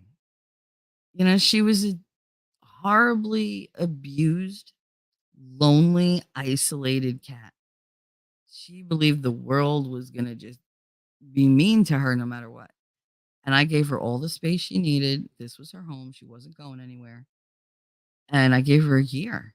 And then one day she just came walking out and I was like, all right, ignore it, ignore it, ignore it. Oh, look at you, ignore it. And I'm like walking around and come back. She's sitting on the day bed in the living room. And I was like, how the hell did you even get up there, you fat fuck? Because she was huge. But I mean, we put her on a diet and everything. She lost like half her body weight. and she was just a hunter. She loved it, but she had a lot of issues that she needed to work out. And the thing was she couldn't interact and do them. She didn't have the energy or the bravado, the courage, I guess, to deal with me face to face. So she did it on her own. She observed. She sat back behind the daybed. She listened to everything we did. She got used to us. She learned who we were. And then one day she just came out. And she wouldn't play with Sheba because she was too goddamn old. But she would lay down and let Sheba, like, climb on her or lay next to her. She'd hold her. She'd hug her. It was so funny. And she'd let me dress her up in little animal clothes. And with her, it was always hats because nothing else fit her fat ass. And it was just like, all right. It's like, I'll buy the Pokemon hat, buy the witch's hat. And she would sit there and she'd just look at me like, you realize I can kill you in your sleep. I'll just lay on your face and that's it. Because I wouldn't be able to move her anyway. But yeah, no, she was great. She died when she was 21. And my son was like, wow, she lived a long time. And I cried when she died. She waited for me to come home and she waited for me to give her a greeting, to hold her, hug her, tell her I loved her. And then she went under the table to go to sleep like she always did. And she passed away. Literally, as soon as she went under the table and curled up, she was gone. Because I went into the kitchen and I came back like 20 minutes later and she was cold and stiff. And I knew. But she was asleep. There was no pain on her face. There was no alertness. Her eyes were closed. So she was knocked out when she went. And that made me feel better. You know, I knew she had been abused, but I gave her the 2 best years of her life. Sure, she was not the ideal kitten. She didn't jump around. She didn't play. She wasn't super cuddly. Um, she just kinda let you exist, and, like, every once in a while, she'd look at you and be like, "Yeah, alright, I like you." Like, I like you. If you pet me, I'll like you more. But, she was loved. She didn't know that until she met us. How many people are in relationships where they don't feel loved? If the person that you're with doesn't make you feel valuable to them, if the person you're with makes you feel unloved or unlovable, why are you with them? I get self hatred. Trust me, I do. I have plenty of it. But why stay with that person? You really do deserve so much more. But in your head, you do the same thing I did with the cat, the same thing I did with my exes. The oh, look, this is terrible. This is such a problem, but I can fix it. I can fix it. I just have to do more. Inya Mers, good morning, lovey. I am very behind in chat. Very behind. Because I just have so much to say. And I still have to tell you about the weekend because last night was, oh my God, so much fun. Actually, all day yesterday was fun. And I want to thank Rabbit for buying the memberships yesterday. I didn't get to see them until the stream was over and I could go into YouTube and then run the chat. But I had to wait for that because, YouTube is stupid and takes its damn sweet time. I don't understand why they tell me when I have to edit a video that they want to do it for me. And I'm like, okay. And it takes 5 hours for them to remove 3 seconds of whatever the hell it was. And they're like, this process takes a long time. No shit. What is wrong with you people? That's what I get for being lazy and not editing myself, but I didn't want to have to repost it. Howdy, howdy, Inya Mers from T Rex. I'm here too. Yes. Thank you, lady, for telling her that. Get some rest, lady. Get some rest. Oh my God, I'm a half hour behind in the chat. Let me speed this shit up. Do. This happens every day. Wait. You think I should go to Florida and meet up with Paisley? No. Well, now I've gotten completely conflicting advice. Now I'm back to being confused again. Why would you think I said that I think you should go? I didn't want you to even talk to the woman. Why would I want you to go to Florida and meet up with her? Dude, if you want to meet up and just bang somebody, that's up to you. You better wrap that shit up because I'm telling you, you have no idea how many women have hooks in there just to get you. Don't get got. Rubber up, double up. Fuck that. Mm-mm. You're a dude with a job. It's like spotting a friggin' unicorn that also has like wings. Mm-mm. And you're a good guy. No. Rabbit, I see you posting links. That was a half hour ago, but still, I'm going to be very upset if you don't go to sleep. But I love you. Thank you so much for posting links. But don't do it anymore. Trust me. Lady Autumn has a wrench. I've wrenched a couple people that I trust, and that's it. Like, I don't know what is this drama with everybody with the fucking wrenches. I don't want wrenches. Keep them. The only reason people give me wrenches is so that their poor mods don't have to sit there going, allow, allow, allow, allow every time I post something. It's like, ugh. People my age group, most self centered, selfish, entitled, know it all brats. You know, we like to say that, fuck you, but I mean, every generation has stupid fucking people. Hell, we've elected some of them to office. Most of them.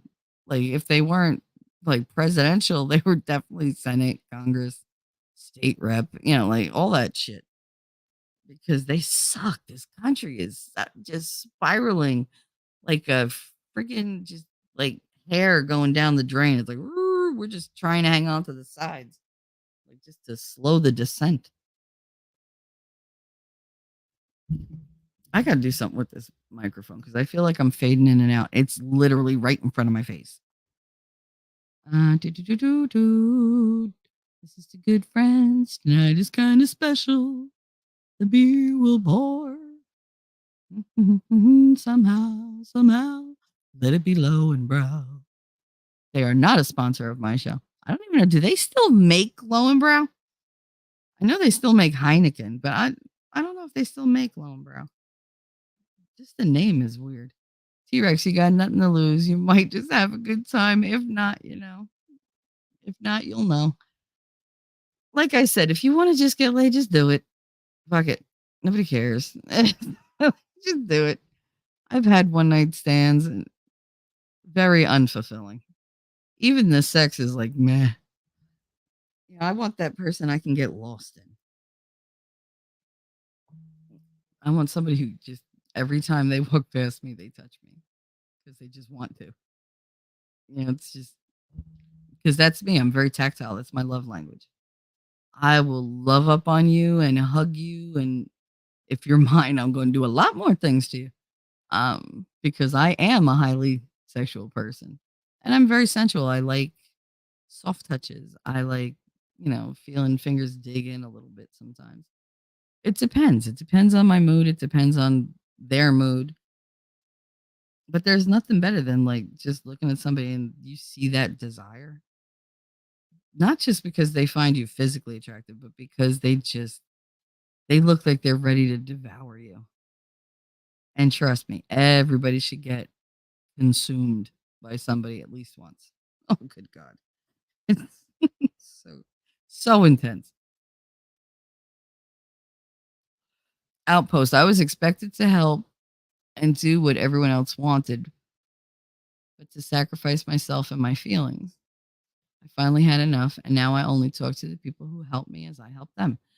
And that's what you have to do. I mean, again, I'm sorry that I missed your show. I am going to do the rewatch. Don't worry. I went back and I hit the like, so you got the view. And trust me, when I go to bed, I will run it and I'll sit there and listen to it because I know you love the D&D and everything, and I can usually participate in the conversation, but sometimes I just can't.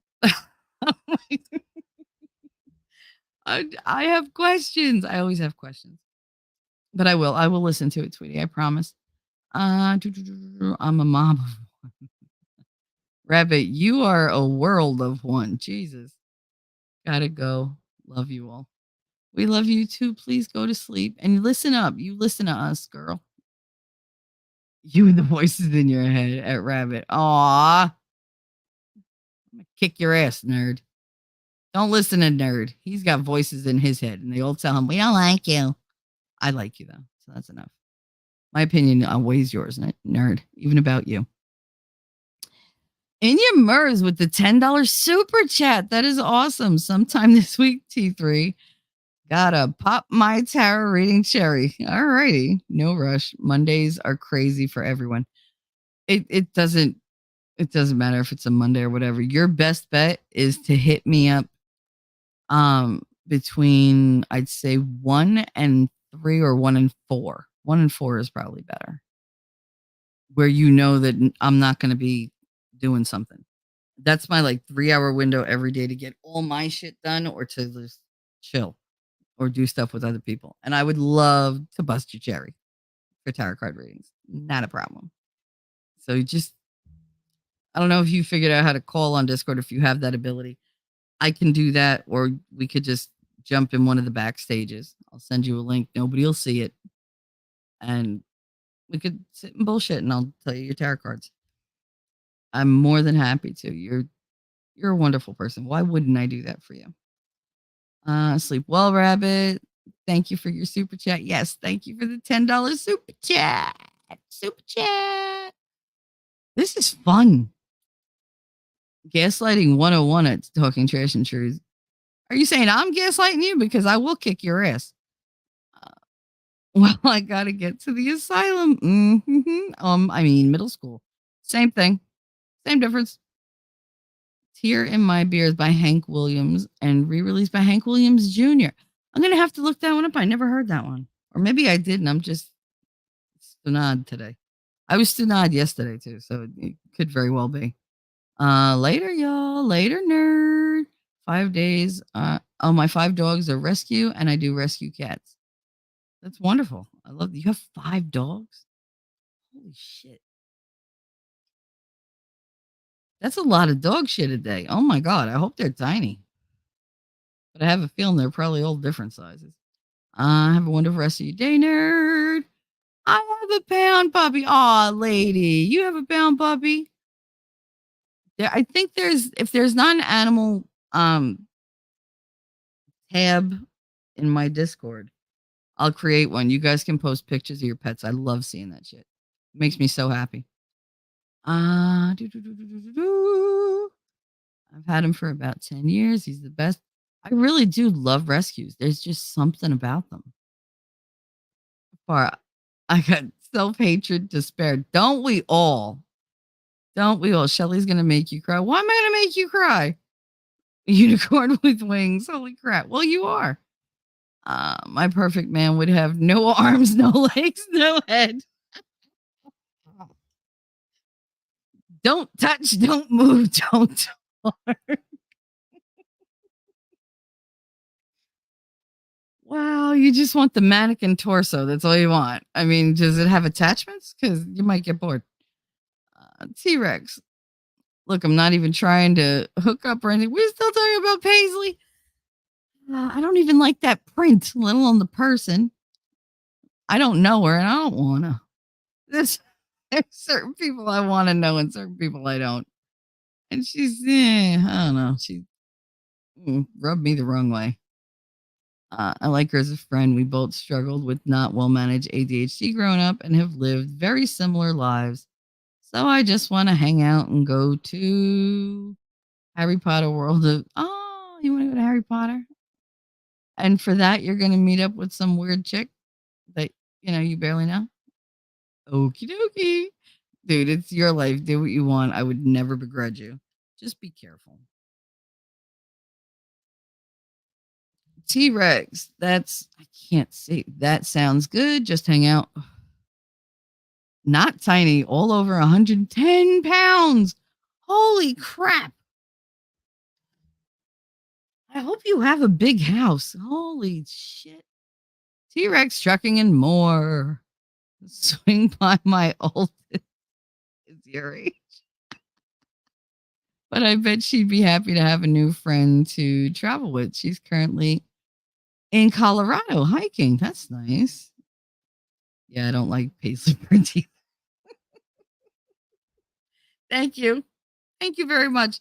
Everybody I've ever met's like, I love paisley. I hate paisley. I mean, I don't hate it, but I don't want to wear it. I don't want it on my curtains. I don't want it on my couches. I just don't want it. Like, I just don't like it's too busy without a purpose. I don't know. I like simple and flowing. Somebody asked me if I wear dresses normally, like when I'm not sitting here with my legs all fucking swollen and whatever, feeling like crap. But yeah, no, I used to wear very romantic dresses, like the long flowy ones with the big flower prints on them, but like not loud. They were just very soft, very feminine. And I always felt beautiful in them. My hair was long, I had the makeup going, yeah, nails done. I felt so like girly all the time. Uh, Same T3. I don't want it any yet. No, it just aggravates me. Even picturing it in my head aggravates me. It makes me think of those shirts that they wore like around 1978 with all the freaking paisley on them. Oh my god, it was so much. Uh, she introduces herself as, "Hi, I'm Paisley. I like your parents' ugly couch." Well, Oh no, I'm like your parents' ugly couch. Yeah, well, that's why we covered it in plastic. I don't think she'd survive that process. I mean, but that's how we fixed it. I can't pick them for myself, let alone anyone else. Yeah, no, I'm not good at decisions. I'm not good at picking things. Christine always says I need adult supervision. She's not wrong. Luna said that I am absolutely brilliant, but I have no common sense. He's not wrong. And someone else says, "Yeah, you make really bad decisions." Like, yeah, he's not wrong either. So it's like I'm in charge of my own life, damn it, and I fuck it up at every turn. Never fails. I tend to, as we all do, those of us that have been in any kind of narcissistic abusive relationship, because those are very different. Uh, you tend to go back a lot because you're comfortable in what you know. You know your role there. You know what's expected of you. The fact of the matter that you don't want to doesn't really say anything because you're going to do it anyway. Um, my sis bought me Scott's toilet paper one year for Christmas, so I can common, so I can have common sense. Oh my god.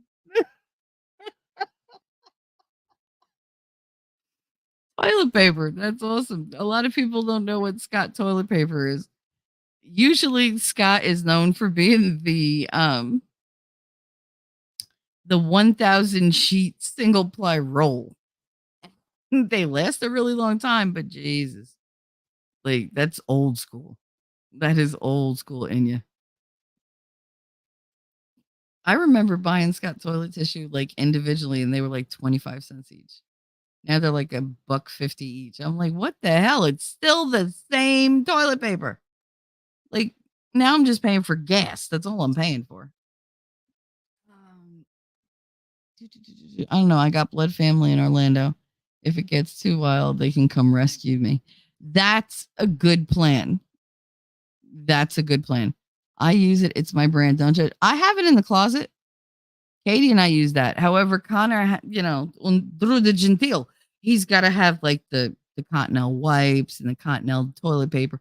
Got to be extra strong, extra soft. And I just look at him and I'm like, whose child are you? Because not for nothing, my grandfather raised me on stories of him using newspaper to wipe his ass. And I'm just like, Scott tissue is a big step up from that.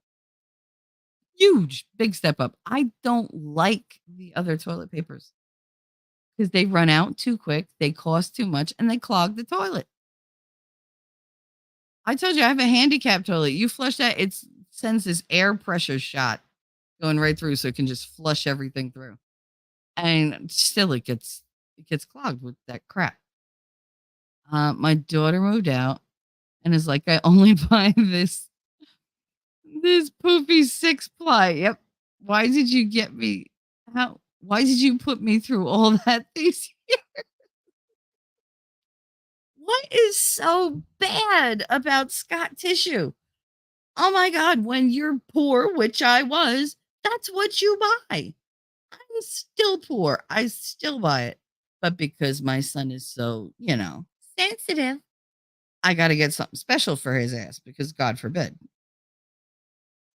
He's like, I don't like it. It breaks up. It does this. It does that. Does it take you like 15 minutes to run the paper towel over your ass?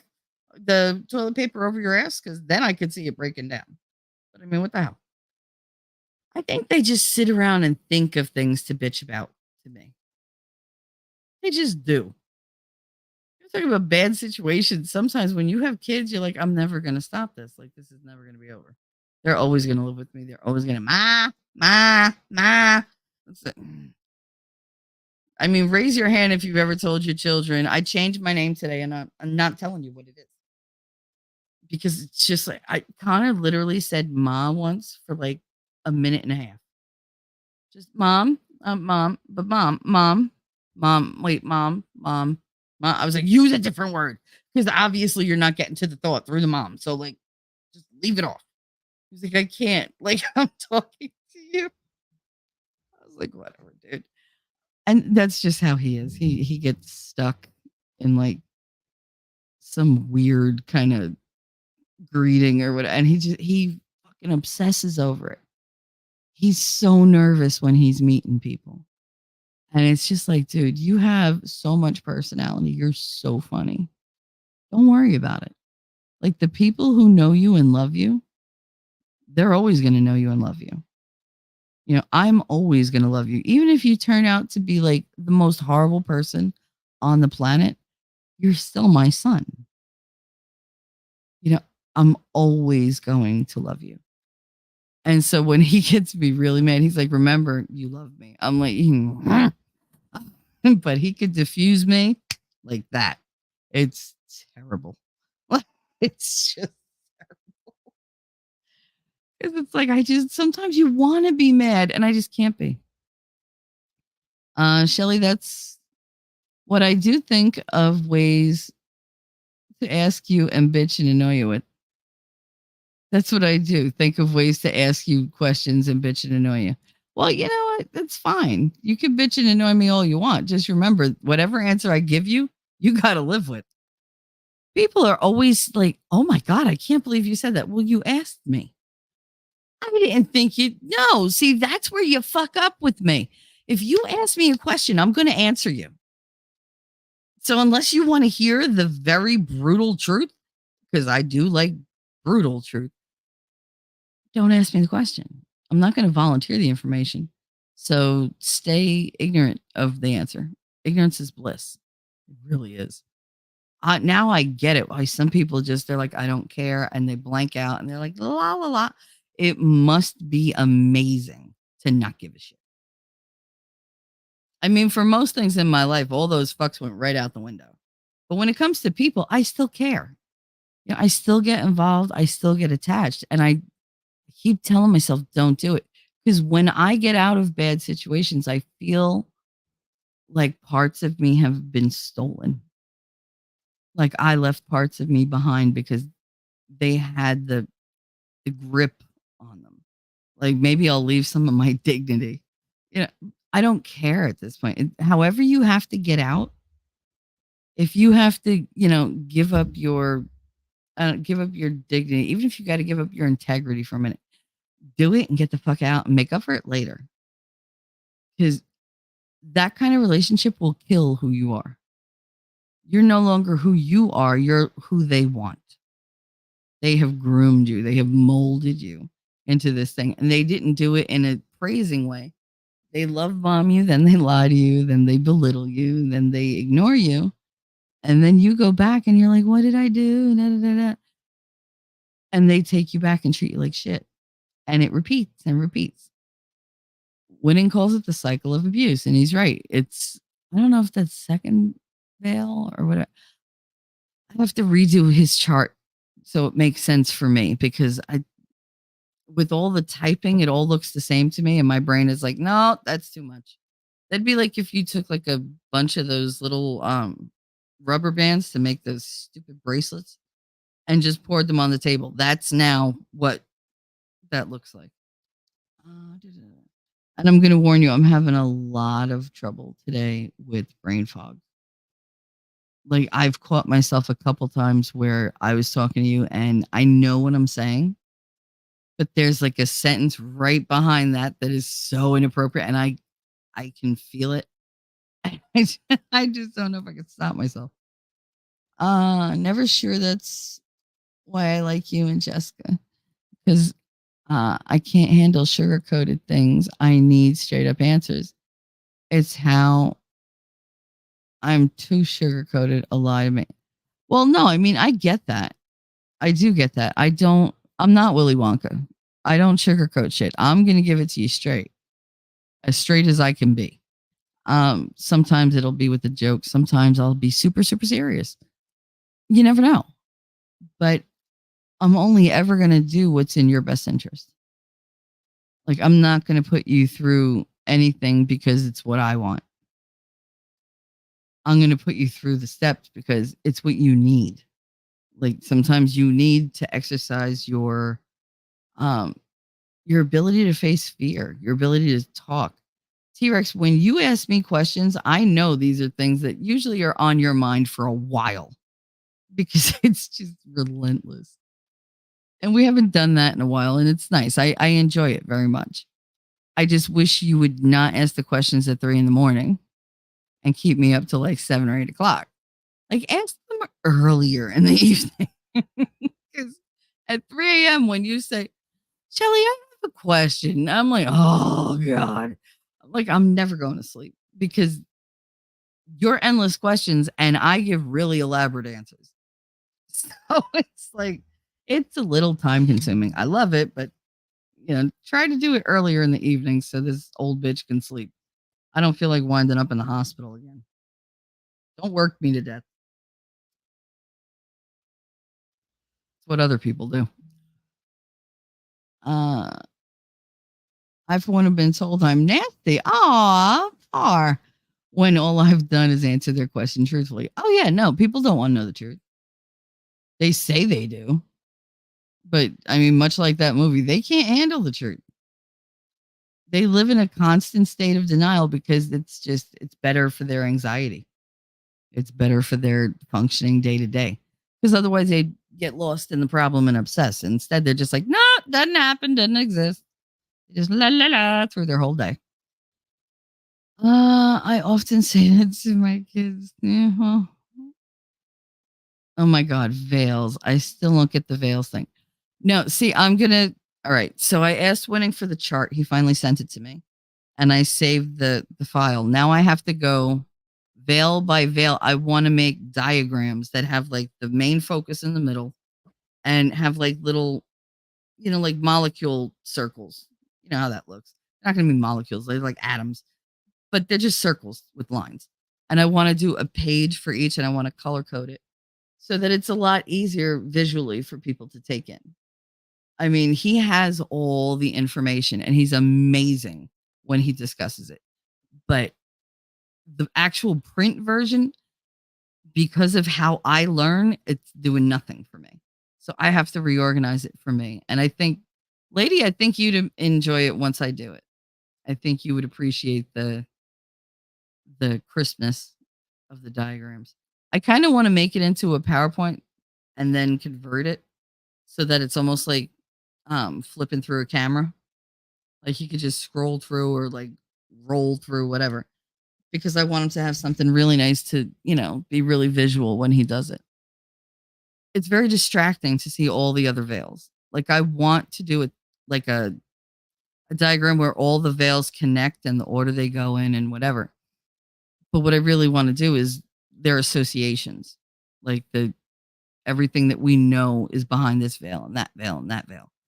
I want a nice little like name and definition circle and then all the branches. So it's just going to take time because my printer is an asshole. and it doesn't want to print for me. And I hate you. I hate you, hate you, hate you, hate you. It's my third printer in about as many years because they work for like a month or two. And then all of a sudden they're like, no, I don't feel like feeding paper. I don't feel like doing ink. I'm not going to let you troubleshoot. Fuck you. And it's like, rather than sit here and be aggravated, it's just cheaper and easier for me to buy a new one.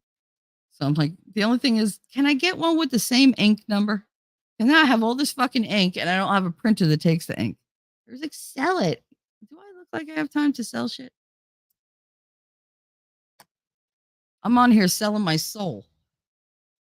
3 in the morning is when the lurkers go to bed. That's when I went to bed, you jerk. That's when Rabbit went to bed too. Are you calling Rabbit a lurker? I'll fight you. I'll shank you. Shank, shank, shank. I wonder where Howard is. He's a moosing. Maybe I'm strange because I need and want brutal, honest truth. I don't know. Maybe I give you this size. When you send a text or you post, I'm like, because I know where you're signing. I automatically insert the sign. God, why? Why am I like this? I don't know. Maybe it's my artistic side because I don't take hints well at all. I don't know if that's artistic so much as just a little bit socially retarded. I mean, I know a lot of people who are a little bit socially retarded. I know people who are completely socially retarded. I know that's a word you're not supposed to say, but lady said, same, Shelly. I'm a visual learner. So is my daughter, and I want to be able to share winnings info because it's so important to get that info out there. Yeah, absolutely. Because you don't know what you don't know. Yeah, no, you don't. You can't see it coming if you don't know what to look for. Like I don't know how to identify things by what they really are if I don't learn the name and I guess the description of them first, like what they're about. But no, I'm working on that. I just kept bugging him for the damn chart because I couldn't read the one that he had up. It was too blurry for me. So yeah, he went and he got the chart and he sent it to me last week. So now I can work on it. Um, I just I guess I teach like I still teach my kindergartners because I learned that way as well. It's really simple to break things down and have them stick in your head.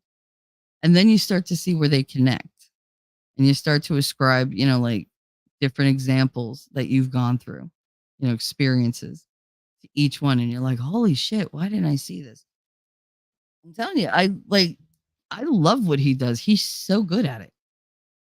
And it's just, I don't know. I kind of wish that when I first arrived on the scene that I would have had him as a mentor for YouTube. That's not to disparage the person who acted as my mentor for many, many months. But if I could have avoided this, I would have. Everybody out there knows there's drama. I don't want the drama. I want peace. I'm sick. Stress makes me sicker. And I really don't want to get to the point where like my heart doesn't want to go anymore or my brain is like, I'm done. I want my relationships that I've had with all these people on YouTube, these amazing relationships, to all continue except for a few. I think you meet people for a reason. I think you stay with them for a reason. And I think you leave them for a reason. And everybody hears different things going down or whatever. All I did was leave. That's all I did. I said I wouldn't, ever address it, but it just continues. I don't like it. I don't like being called trash. I don't like being called the devil. I don't like people lying about me, calling me a liar. Do I give a shit? Not really, but it's just annoying because I didn't earn it. You want to call me a bitch? Go ahead. I'm a bitch all day. I can show you bitch. but I don't want to because I'm not a kid anymore. I don't want to hurt other people. I don't want people to hurt me. I don't want to talk shit about anybody. Go be successful, do your life, be happy, and leave me the fuck alone. God, people talking about me in chats and you just look petty. Stop. For your own sake. Don't do it for me. Just do it for you. Be a better person. Don't let bitter people influence you. Be the person that you say you are. Because I'm sick of it. I'm sick of the bullshit. It's fucking ridiculous playing all these little games. I'm too grown for that shit. I'm out here to help people. I'm not here to like get beat up by people. I'm just not. And I'm not here to hurt anybody. But it's been bothering me more and more and more. And I haven't talked about it because everybody was like, oh, you need to know. I just want it to go away. But when push comes to shove, all these things were said about me, and all I did was walk away from a toxic relationship where I wasn't appreciated and I was manipulated. And I don't even care about the manipulation. You know what? Do you? I don't give a fuck. I fell for it. That's on me. I'll own that. But if you're not going to appreciate me and you're just going to put me down, just go away. Just stay out of my life. Leaving a bad situation can be really, really difficult because these are people who you had love for. These are people that you still have love for. And you don't want to hurt them, but you don't want to be hurt either. So it's like, do you address it? Do you not address it? And I haven't really said much except I want everybody to be happy and successful and go their own way. That is all I have said. People talk to me about it all the fucking time. Ask them what my responses are. I usually just sit there and go, mm, mm. Like, because I don't want to open my mouth and say mean things because I don't want to be that person. And when I don't want to do something, I don't fucking do it. So no matter what these people do, I can identify the actions, I can identify the people, I can identify the emotions behind it. What I can't do is give a fuck. I don't. What I give a fuck about is the people around me that are affected by it. That bothers me. Everybody deserves peace. Everybody. And my time on this world is very limited. The fact that there are people out there who are willing to come after me, knowing that A, I didn't do anything wrong, and B, that my body doesn't react well and doesn't heal well when I'm stressed out. So let's cause more stress. When did they become cruel? I never knew them to be cruel. And now that's all I see. Because that's all they are. Mocking and petty and cruel.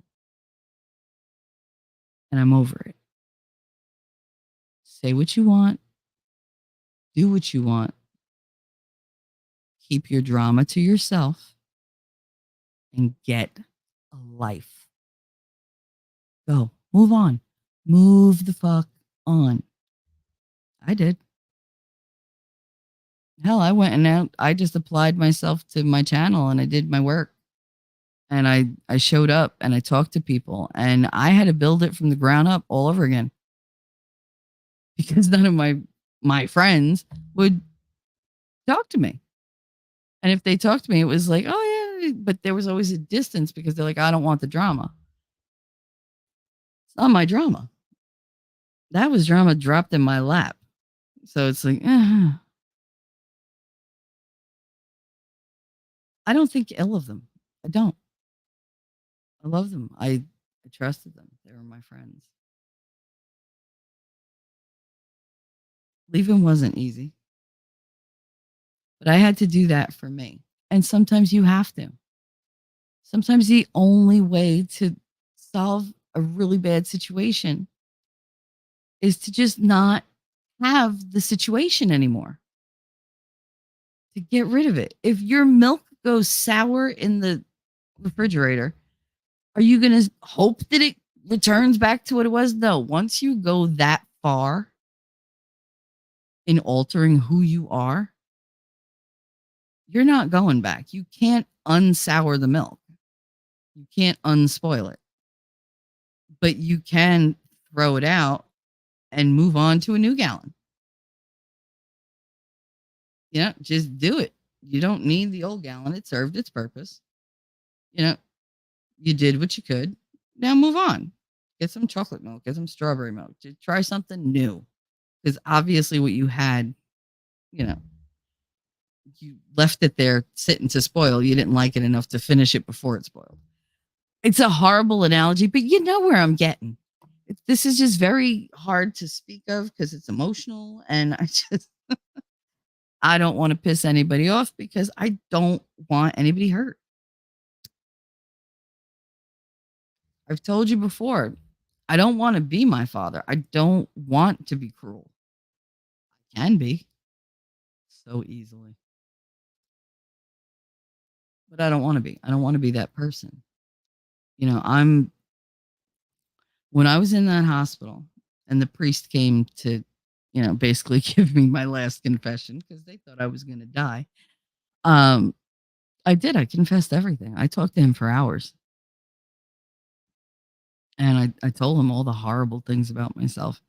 And he was like, all you've done is tell me bad things about you. What do you think is good about you? And I couldn't answer him. And he said, this is why you're this sick, because you don't allow yourself to see the positive things in you. You don't believe in yourself. And then 2 months later, I have somebody telling me, you don't have inner faith. You have to have faith in yourself. And they went about showing me that I have reasons to have faith in myself. They had faith in me. When somebody trusts you and puts their livelihood in your hands, when they trust you to talk to you and, walk you through your problems and not bitch about it, not wonder, what are you going to do for me? Because I'm doing this for you. That is something that everybody needs.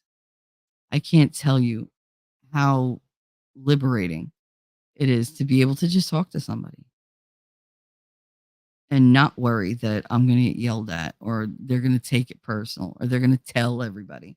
Like, it's nice to have a friend, like a real friend. And I have quite a few.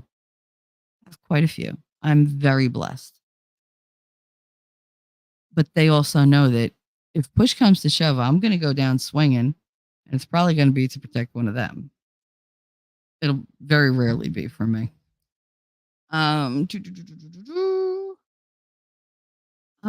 T-Rex, winning is really great knowledge, but unfortunately, sometimes he lectures, and unfortunately, my ADHD doesn't let me focus long enough to fully watch a 4-hour stream on the Veils. I know, and that's why I'm taking the kindergarten approach. I learn best in small doses of information where you can tell me something and then give me an example and then tell me something and give me an example. And then it goes on a chart where I can see it and I can, listen and go, okay, so that's that and that's that and that's that. And then it starts to make sense to me. And then once I get it, it's gotten. I've got it forever. I will never forget it. But that's how I'm going to have to break this thing down because for him, it's so easy. Like he looks at it and it just clicks. It makes sense because he knows from A to Z what's there. I don't. And while he's patient with me, like when he does the streams, it's harder to be patient when you don't have somebody to bounce that off of. Like he's talking out into the void. He knows you're there. He knows everybody's there.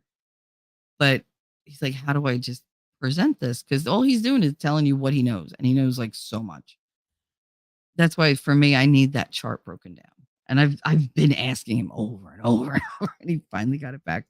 He got it to me. So, Shelly, let it roll off your back. You can't control what others say. You can only control yourself. And I tell other people that when they get upset, I'm like, look, you can't control what they say or do. You can control how you react to it. And I've been doing that. I've been so good. So good. I walk into so many fucked up situations and I get called so many names. And it's like, you know what? You're not hurting my feelings. You hurt my feelings the first time. Now it's just like, really? Because now it's pathetic. It's just this sad, desperate middle school mentality. Grow the fuck up. You're going to be a kid, be a fun kid. Jesus. T-Rex, no, Shelly, you're stuck with me. I'm a ride or die sort of person. And so am I. But if, it's choice between die or flee, I'm going to flee. Fuck that. I don't owe my life to anybody but me. Yeah, and the kids. I take a bullet for either one of them for no fucking, without any hesitation. I love my kids. Sometimes I want to like, but I love my kids. You ever love your kids so much when they're bad that you're sitting there going, I love my kid. Remind myself, you love your child. You went through a lot of labor for this child. You're already hundreds of thousands of dollars invested in this child. Don't destroy it. Just smile and go, okay. And that's what I wind up doing half the time. My son just looks at me when I'm like, mm-hmm. He's like, the deeper your voice goes, the more in trouble I know I'm in. Like, yep, really. When he hears the really, he's like, oh crap. Trust and believe the truth shines through. You can't hide it no matter how hard someone tries. I know. It's just sometimes it takes too long. Like, do it on my timeline. What the fuck? I'm not a patient. I am a patient person, but I wish I wasn't. Far. I have a standard which I live by. Before I say something, I ask myself, have I earned the right to say that? And do I need to say it? And that's one thing. Yeah, it's really good to do that. Like, is this going to benefit everybody? Because I don't want to be selfish. I don't think, oh, I'm going to say this because it benefits me. Because I've stayed quiet for months.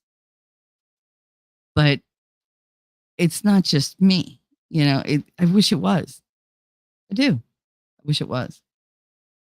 But there's like this weird spiral that people are going down. And it's like, you used to be great.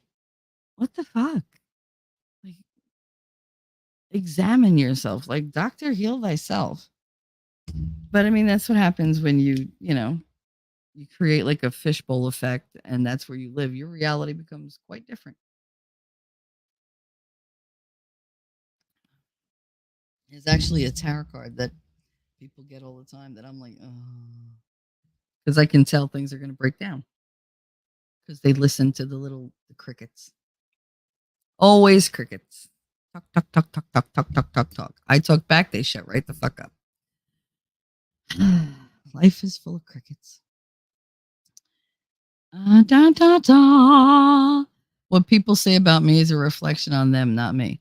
Yeah, but it's pissing me off. So it's like, there's only so much a person can take before they go, okay, time the gloves come off.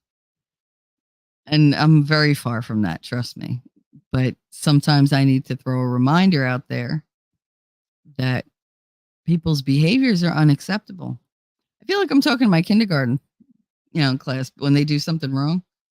Like, that is absolutely unacceptable behavior. We do not do that. We do not use those words. Otherwise, I'll be like, listen to what I'm saying. Stop. Like, just stop. I used to love my kindergarten kids for that because I'd be like, no, that's unacceptable. Nope. The first one that said what's unacceptable, you can't do that. It doesn't belong. Like, it doesn't fit. You got to do a certain thing, not do what you want. Do what you're told, not what you want.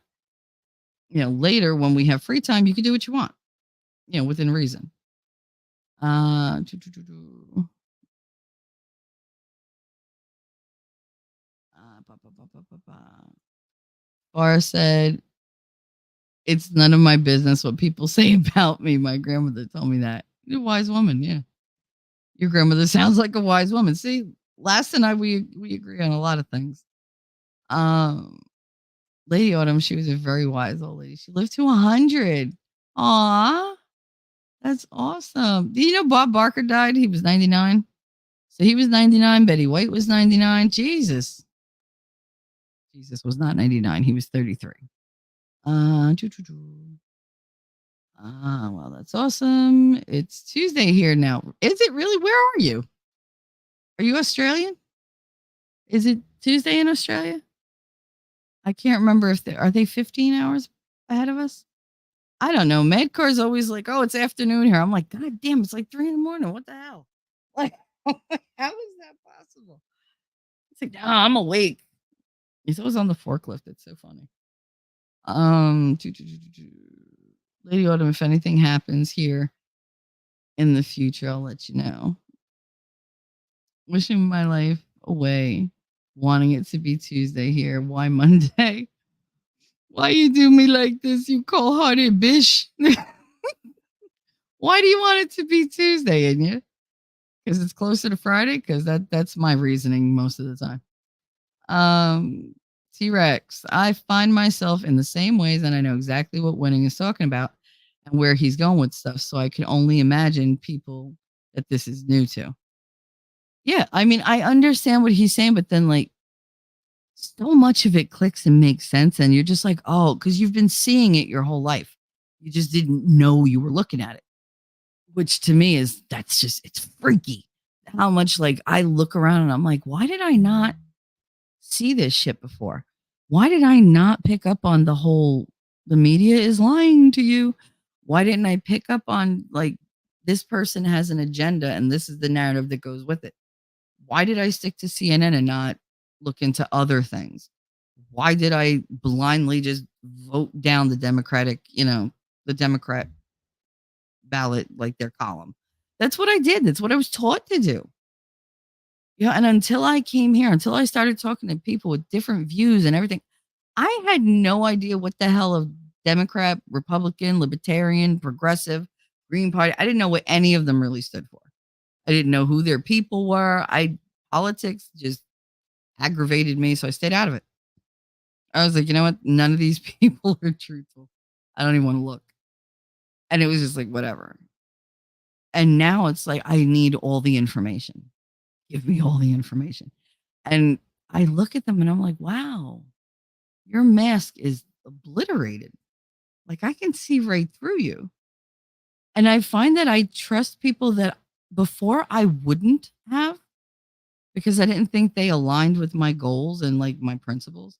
And it turns out I had a lot more in common with them than the people that I lived with my whole life. It's like I got shoved into this little dem box and it was like, okay, this is what you have to be. You can do different things, but because you're ruined, you can't be traditional. No man's gonna want to marry a ruined girl. So it's like, oh, okay. I guess I'm just gonna do whatever. Oh, T Rex. T Rex with the 9.99 super chat. Thank you very much. I keep getting High Priestess in my readings for the past few months. What does that mean to you? And I feel like the card is stalking me, not only from Clumsy, but my mom and my aunt also. Well, it depends what other cards you're pulling with it. Because that's the one thing. The High Priestess, she's in control of things. She's a powerful force and she's able to put things into motion that normally they would be harder to start. Like she's very much about rebranding, rebirthing, all that kind of thing. And she's very much about this is what I say, find the meaning, find the power, make it yours. If you get that, what you're saying, like what that card is telling you is that you have a very high I would say almost feminine power that's within you. We all have both feminine and masculine. And if you're more supernatural or paranormal, I guess, abilities or talents appear, then they're probably more feminine based.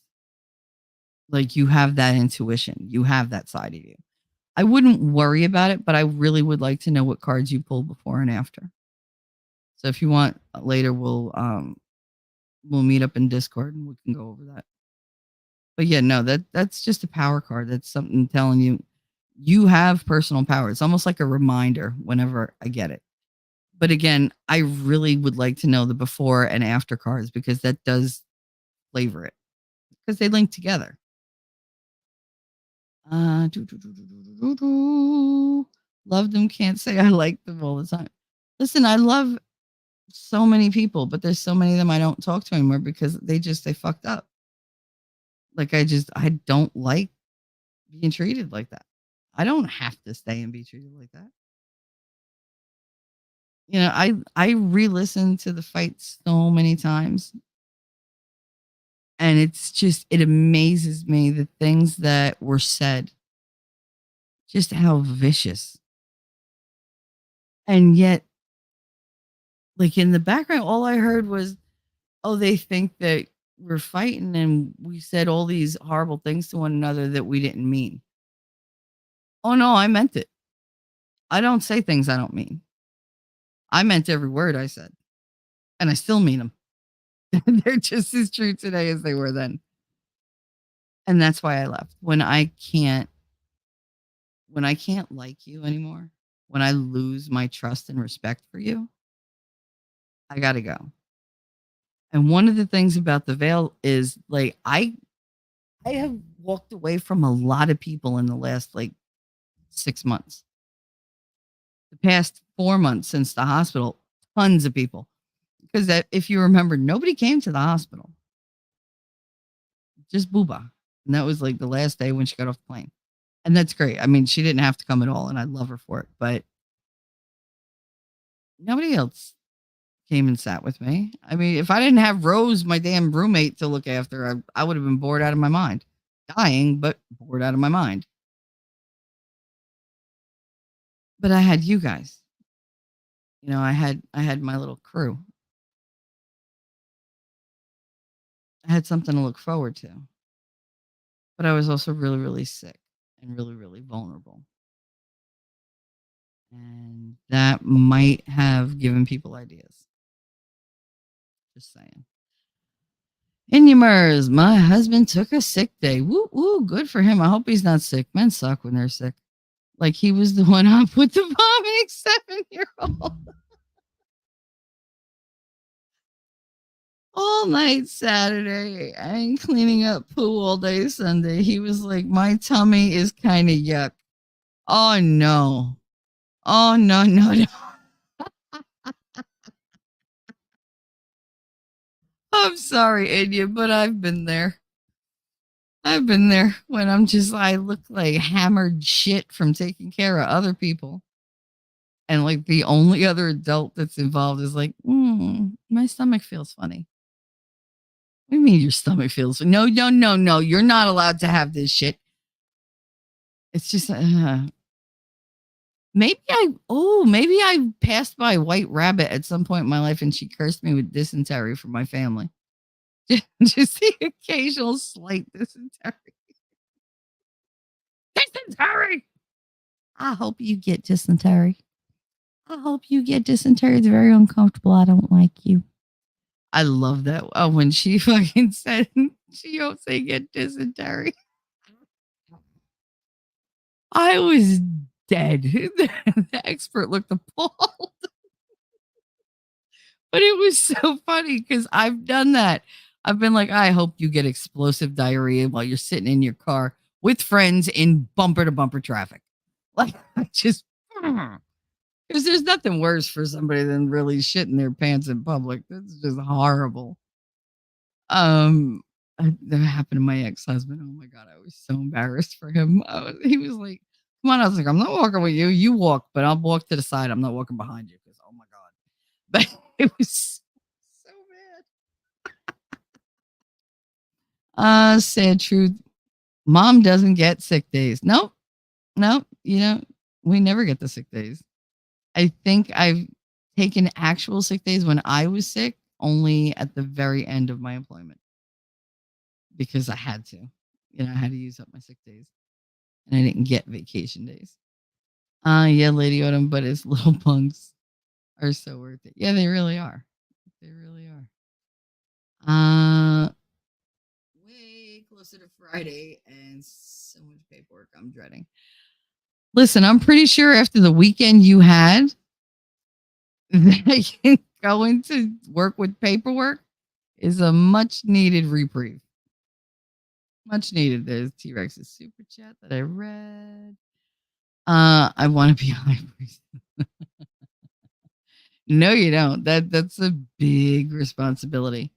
And you become like a channel and not like a YouTube channel. Like you become the channel, like the vessel that they pass through. Far said it's past my bedtime. Night, guys. Stay safe. Love and light all. And thank you for the chat. You are always welcome here. This was great. I love talking to you, Far. And I know I call you Far Cry all the time. You're going to have to get used to it. That's your new nickname. Because I suck at names. Crystal Clear. Hi, honey. How you doing? Don't forget making their kids watch you die from it. White rabbit with her dysentery. I hope you get dysentery and your children watch you wither away, you ignorant bastard. Like, I know I fucked up her accent at the end, and she would never say bastard, I don't think. But yeah, that's what I would have said if I was her. Gotta go. Work calling me. Love y'all. In ya. Love y'all. Love ya. Go to work, lady. Oh, good God. So, all right. So I went off on a whole little tangent about leaving, which was the point of this stream. However, I didn't finish telling you about the weekend. Okay. So Saturday was hella busy. The afternoon was kind of dragging. And then, I started talking to Winning about different videos, and he's always making something and doing something. The man just doesn't stop. And he had his show that night. It was like, all right, I'll mod, whatever. And I'm sitting there, and all of a sudden there's a senator in his chat. And I was like, oh my God. And I was like, where did he come from? And so Winning talked to him. We got him on panel, which was great. And I did I'm sending him wiki page and whatever, because we wanted to make sure he was legit. I was like, this is the fastest you ever vetted anybody. Like anybody at all before they got on panel. But the guy was really nice. His name was Senator Eric Brakey. If you want to follow him on Twitter, his his YouTube page is kind of ass. Because it's old. He can work on that. And he will probably. But his Twitter is very active. So he's there as Emoys or something, I forget. But he is a senator from Maine. And he was a Ron Paul supporter. And I told Winning, I don't know shit about Ron Paul. I never heard about Ron Paul back then. I mean, I knew his name, but it's one thing to know their name, and it's another to actually, I don't know, know what they do. I heard his name, but I had no idea what his stance was. I didn't know what his platform was. I didn't know any of his, goals or anything, because I didn't hear about him. I'd hear the name in passing, in person, people would be talking. But turn on the news, nothing. It was turn on the radio, nothing. And of course, when I talked to Winning about it and everything, when he was telling me about Ron Paul and how he, worked to campaign for him, blah, blah, blah. I was like, I'd never heard of him. And he was like, yeah, because they took him basically they removed his name from any kind of newsworthy thing. The media just would talk about him. They acted like he didn't exist. So you thought he was losing because they weren't telling you what he was winning. So it was I'm doing all this work for this guy. I believe in this guy. What the hell is going on? And that's what was going on. The awesome song. Oh my God. That chick that sings, she's like, da, da, da, da. Ron Paul. I was singing that goddamn song all day. I did dishes singing that song. I went to the bathroom singing that song. I went to sleep singing that song. And it's very catchy. I like it. And she was hot. The one in the video. If you haven't seen it, go and check out Winning's Saturday night special, like when his Saturday night show. And you'll see the senator gets on panel and everything else. But he also had Liberty Unleashed, who I enjoy very much. He works with V Radio. And then when he was on V Radio last night, so I listened to that. And it was so much. And they were talking about Kyle Rittenhouse trial and how it went and like the whole event of what he did, to clarify, because people like making up narratives. They have it on video and they're like, no, that's not how it happened. That's not a memory you're watching. It's not subject to change. It's recorded and timed. Like, stop. I don't get it. Believe what I tell you, not what you see. Shut up. I hate people that talk like that.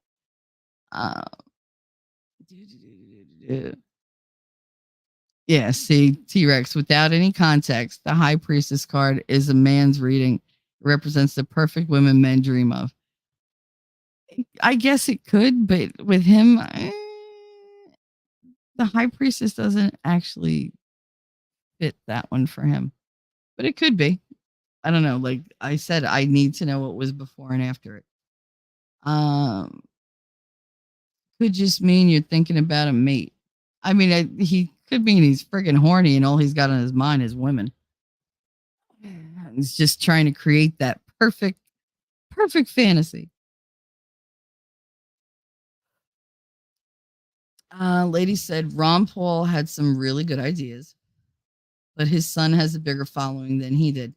Yeah, and we were talking about that because the senator was saying, like he would love for Rand Paul to, be vice president or whatever. However, he doesn't know if we can stand to lose him where he's at now, because he's one of the biggest supporters of like everything that we're fighting for. We're fighting against, so it's like, yeah, it'd be great if he was vice president, but we kind of need him to be the voice where he is. So and the senator was really torn. You need to watch Aussie shows about American politics. Our guys cover everything or everyone. Yeah, I love your Sky News, because when I watched them do the Amber Heard, Johnny Depp coverage, they were actually honest. They were the only news group out there actually saying what was in the damn courtroom. Like, what happened? All the others were making shit up. Like, oh, Johnny admits to. No, he didn't. He didn't admit to shit. He said, I didn't do that. She hit me. Does that sound better? Like, that's what he said. He said things like mega pint. They didn't say shit about that. Talk about, slamming door. Who hasn't slammed a door? I'm amazed my kitchen cabinets are held together at all anymore, because I used to slam them constantly. Just get out of my kitchen. Slam, slam, slam, slam. He assaulted some cabinets. That's pretty much it. Just threw a fucking metal can at his head and hit him in the nose, like the bridge of his nose, and cut him. I would have poured that damn fucking paint thinner over her head and been like, deal with that bitch, flambe, and got a lighter. Like, fucking hit me in the face with something. I lose my mind when people hit me in the face. I completely go insane. I black out and I swing and I hit things and I don't stop until they don't move anymore. They try to do that now. However, it's harder now with social media. It really is. It's really hard to get the correct narrative. Yesterday, I had a show about Trump and about how with these indictments, he's actually becoming more popular, which I didn't think possible, and more accepted. People are backing him because they see the injustice of that. They know that, okay, well, you're saying all this shit now. Why didn't you say it 2 years ago? And none of this makes sense. It's all bogus, the bullshit that you brought forward, but like, we'll deal with it.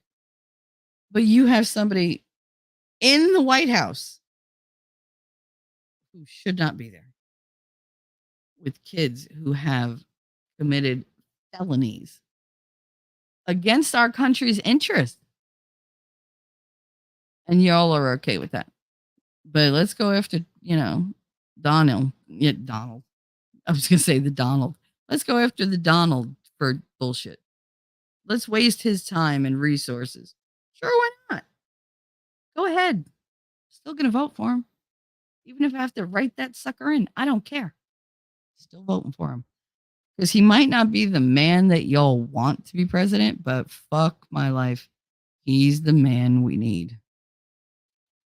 He's pushy and he's smart and he don't give a fuck.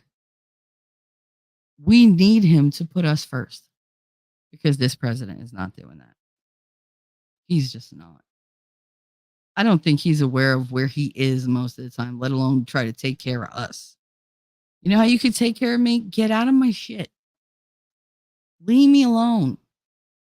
Stop bugging me. Literally. Like, stop listening to our conversations. Stop choosing what we get to read and not read. Stop trying to be, like a really, really, really helicoptering trophy parent. We're not here just for your use. We're all entitled to happiness. We're all entitled to our free will. That's what's on the line. Our very liberty. What we get to do on a day-to-day basis. That shit that we don't want to do. Imagine if they took it away from us. And you're like, but that was mine. Like that, I chose that. I bitched about it, but it was mine. That's how it's going to be. My recommendation is Planet America. I'll send you a link. Yeah, absolutely. Send it in my Discord if you can. By direct message. I'm in your server. Just tell me. They do one episode a week and special episodes if off season and something big happens. Oh, that's cool. If you could send me to that, let me try that again. If you could send that to me, Crystal, I would very much appreciate it. I don't know what's wrong with me, guys. I don't. I just maybe it's because I haven't eaten yet. I don't know. Katie brought me the bagel and it just and I bought fruit from 7-Eleven, but I haven't gotten to eat it yet. So it's just kind of sitting there. I wish I had a lot more fruit. That was the one thing I love was the fruit salad in the hospital. I would have lived off turkey sandwiches and fruit salad. Both of those made me very happy. I can't think of the guy's name. He's talking about suing the RNC for denying him a spot for the first debate. Who didn't go to the first debate? Yeah, Rand Paul is great. He is. I mean, I've heard many of his very, very hard landing truths that he's talked about in all these different hearings. Like, he's not afraid to get to the meat of the situation. He's really not. And he's just like, no, explain it to me, because as I see it, and he sounds quite intelligent. It's just sometimes he comes along across a little pompous, a little bit. Like some of his takes, I'm like, really? Like, I don't agree with him on everything. And at the moment, I can't remember what I don't agree with him on, but he was speaking and I was just like, no, go back. I was like, go back. No, you're deviating. Stop it. Like, he was just talking about things that I didn't agree with. I can't remember what it was, but I remember yelling at the computer. Rand Paul is a Kentucky senator and the son of former presidential candidate Ron Paul. Yes. I know. I thought that was the name you couldn't remember. Oh no, it's a different. I'm pretty sure she's talking about somebody else. Oh, I'm like, oh my goodness, why? Like, I put these pants on this morning when I woke up, and I'm like, what the hell is like bothering the inside of my leg? Apparently, I washed them with medical tape stuck to the inside. So there was a corner that was just, I guess it was all like ragged and it was just bothering me. But that was weird. Okay. Well, now I don't itch. That's great. I love that. I love no itchies. Uh, thought that was name you wouldn't remember. As far as I can tell, the only ones banning books, the Republicans. Okay. Do you realize what books we don't want in the schools? They're very sexually explicit. They're very racially toned and they're indoctrination books. Like there's a lot of them. And they're not old books. They're like newly published books. They're all woke. And it's these kids don't need that. These kids need to learn skills. They don't need to learn about, different gender ideologies and, you know, what is the one thing that when somebody describes like a mental disorder, you naturally sit there going, check, check, check. Oh, I wonder if I have that. Maybe I should look into that because you automatically adopt these characteristics as yours because you feel some type of like, I don't know, clarity. Like you think that they apply to you. You're like, clearly these are describing me. Then you're like, oh my God, do I have, borderline personality? Listen, if you go by these checklists, you have everything. You have everything. I've taken tests that have told me that I'm paranoid, hyper schizophrenia. I have bipolar disorder. I have borderline personality disorder. I have histrionic. I have narcissism. I have this. I have that. And it's just like, okay, why do I have all these things that you're telling me? Like, because everything applies. That's the thing about psychology. You can twist and turn a lot of different things and get the diagnosis wrong all the time. The only diagnoses I got was major depression, um, social anxiety, general anxiety, and um, CPTSD. And CPTSD is complex PTSD because I saw in a movie once. He was like, "My PTSD has PTSD. Mine actually does." Like mine started from basically the age of almost 3. So I was 2, but I go with 3 because I know it was like right before my birthday because it was wintertime. Um, but my trauma started at birth, like being left alone and not comforted, not held, not allowed to suckle on anything or bond with anybody. And so I've always felt very much an outsider wherever I went. And there's always that feeling of, yeah, you're here with me, but for how long? Like, am I boring you? Are you boring me? No, you're not boring me. But I can't say that. It's because it's weird. And there's things that I do that are so socially awkward because I've probably never been in that kind of situation. I'm not used to being around opinionated, strong, good people. I'm used to being around opinionated, strong, overpowering, oppressive people. And you could go right back to the beginnings of my family to see that. And I got it from both sides. And nobody cared. Nobody cared that my father had a preference for little girls. Nobody cared that I was the little girl that he had a preference for. I cared for years, but I couldn't do anything about it. That's a lot of trauma. Being told by the person who is your hero in life when they find out when they can't deal and they tell you you're dirty, it's your fault, you should have stopped him. That's trauma. That blame, that shame.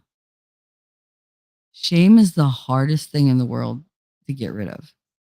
And shame will keep you in a bad situation. because it's hard to admit to people that you've been taken advantage of. Mimsy, you're here. Oh my goodness. Oh my goodness. Oh. Oh my God. How far behind am I? Okay, so that wasn't bad. 10:43, you said that, and it's only 10:44. Yay! I'm almost caught. I'm caught up. Look at that. I'm so excited. Um, wait 1 second. Crystal said my point was based on you saying that you don't want Biden telling what you can and can't read. The only people doing that have R next to their name. I could see where you'd think that, but Biden's not telling me what not to read. Instead, he's with the people who are pushing these really destructive narratives. They don't want us to be together. They don't want us to have families. They don't want us to be strong as family units.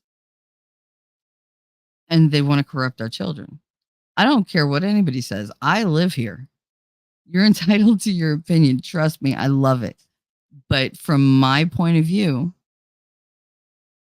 they've done nothing to support anybody who actually needs the help in life. What they do is they tear you apart. They make everything more difficult. They don't cure the things over here that they can. They don't pay attention to them like they should. And they take our kids, and like my son, he had to read a thing in school, something Esperanza Rising or whatever. And it was about this little girl, and she was forced to leave her home. Her and her mother were forced to run away. And like the mother was raped and like used up, and it was my son was so upset he wouldn't read it. He read to like what happened, and when he got through it, he was inconsolable. And I went to the teacher and I said, "You need to give him like a different story." She's like, "No, I don't." I was like, "No, it's in his IEP. Yes, you do. You're supposed to differentiate for my son. If this is emotionally upsetting him, which it was because he did not know how to deal with it, and it's not my job to go upstairs and take care of her class. Like I have a whole class of students to take care of. You need to buck up and do your job." And she wouldn't. She even told the principal, "I'm not giving him a different book. He's no different than anybody else." He was like, "You see this giant stack of papers? He's different. Like you're gonna do what you're supposed to do." But yeah, no, it really bothered him. And although I didn't want him to not do the assignment, it's just he could not read that book. It's like when they put him in the child study team room and they called me to go get him. By the time I went up there, he was talking to some kid. I know who he was. I can't say his name. And then he wakes me up at 5 o'clock in the morning. "Ma, what is grape?" And I was like, "I'm awake. Wait, go get me a cup of coffee. Let me go pee and I'll explain." Because it was like, where did you hear this? Because I don't use that word. He doesn't know that I was raped at 15. He doesn't know that. There's no need for him to know that. He knows that I was hurt. He knew that I got hit because my mother's a big mouth. But he didn't know that, I was a traditional girl. I was a good Catholic girl. He didn't know that I wanted to, get married right out of high school. I wanted to start having babies. I wanted a husband. I wanted a house. I wanted my babies. I wanted that life. And when I say babies, I genuinely mean like 12. I would have happily had 12 kids without a doubt. I wish you guys could have seen me when my kids were little. No matter how much sleep I lost, no matter what went on, we loved each other. We learned and we played and we laughed. And I loved every minute of it. But does he need to know that I kind of gave up on all my dreams of that because I was what my family called ruined? That was the mentality back then. I didn't know outside that. I didn't know anything outside my family, my church, my school. That was all I was allowed. So while I had facts in my head galore, I had no real world knowledge. I had no street smarts, none of it. I knew how to deal with people because I did customer service in the gas station. But as far as like reading a room, I didn't know how. I only knew how to read people for threats. I didn't read them to try to get personality traits. I didn't try to understand them. I just tried to see like what are their tells? What do they do right before they move in to like belt you? Why does his face change like that? Is he losing his temper? Is he going to lose his temper? Like all these different things would go through my head. And I forget what my point was. But like I had to figure him out. I had to figure everybody out. And my childhood, like I can't even think of me as a kid because I never got to be one. There were bits and pieces where daddy did stuff with me and he'd take me like on a hot air balloon ride or in a helicopter or, we'd go fishing and we'd go, to road shows and go to like oh my God, the classic car shows, like where they all just park on the grass and all you see as far as the eye can see is just classic cars. That's my favorite. I will go to car shows all day long. Like I fucking love them. Um, I love airplane shows. Jesus Christ, when those jets get going, I get goosebumps because it's just look what we can do. And we don't use it for good. We have so much power. Why do we have it if we're using it against people? The greatest power that you have in this world is the ability to change the world for the better. Why would you want to change it for worse? Life is already hard. MC, hey Shelly, sorry I haven't been around. I was in the hospital. I know you said that, but are you okay now? Because we've missed you. I answered that email. I did. I answered your email. I was trying to be very well thought out. I think it was well thought out. I don't know. I don't remember. It was like a week ago. I don't remember what happened like an hour ago. I do know that I have to order Amazon because I have no fucking coffee. But it's like, I'm sitting here drinking these damn Mayo caffeine drops. And while refreshing, not really waking me up. And actually not that refreshing right now. Kind of wish it was cold. But my son gave me tepid water. Whatever. It's water. Getting there. Thanks so much.